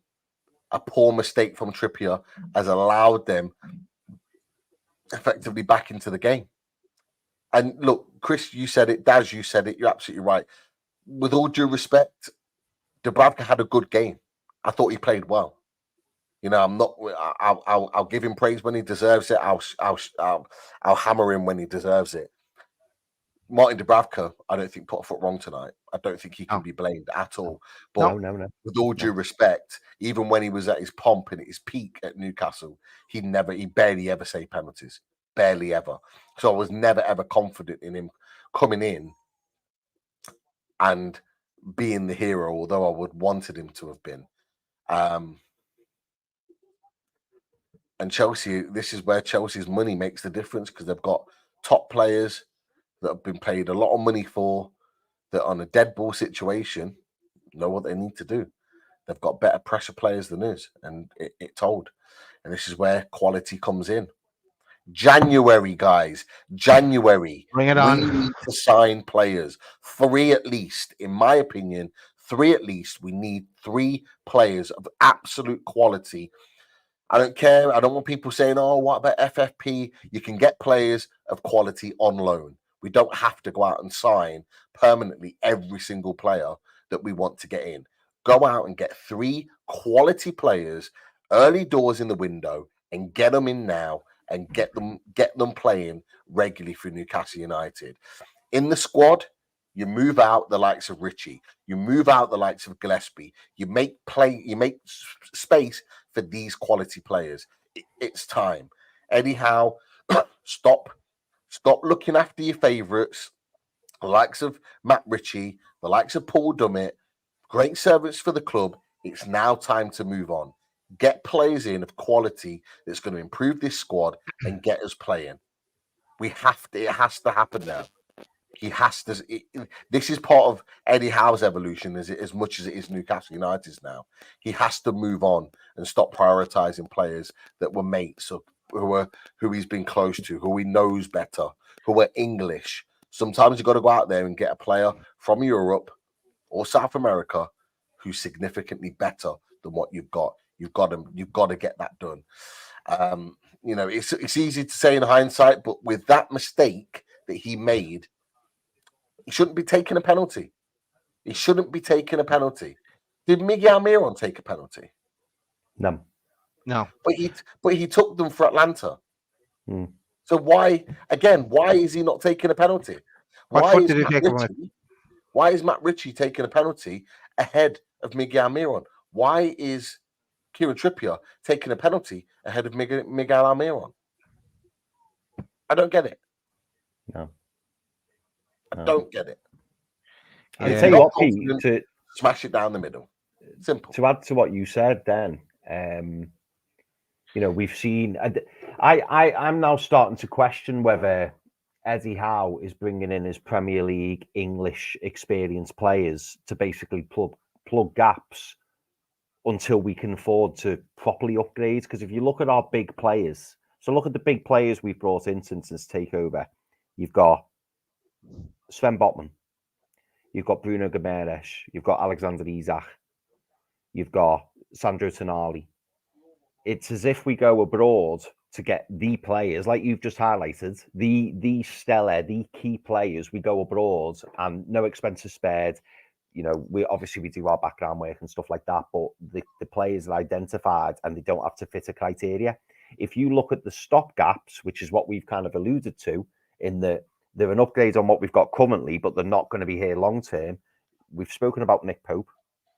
We've spoken about Dan Burn. We've spoken about the likes of Chris Wood, who was brought in.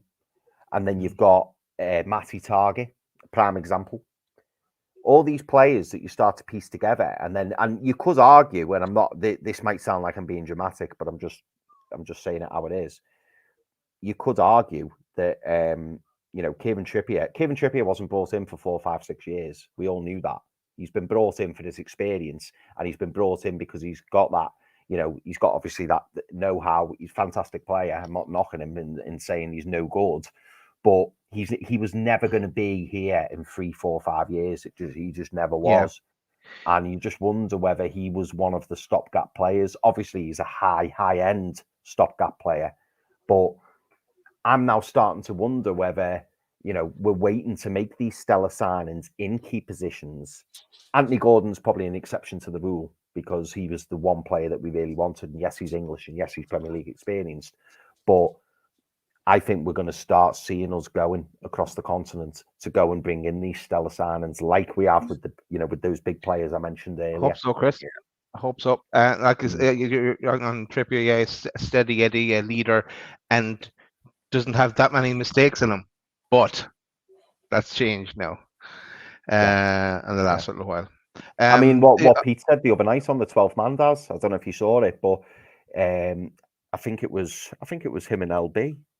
Yeah, I think it was him and LB, and LB was saying, if a player's playing bad, you drop him. Doesn't matter how great he is, how good he is. If a player's playing bad, you should be able to drop them. And you could argue Kieran Trippier is that player for us in terms of he's the one who, he's the vice technical captain of the team. But if he's not performing, you shouldn't be scared to drop him. And I hope Eddie Howe drops him because he needs to be dropped. If he's starting in that Luton game, I'll be honest. Oh no, I won't say that. But if he starts in that Luton game, I would be disappointed, to put it that way. Yeah, no, he shouldn't be playing in that game.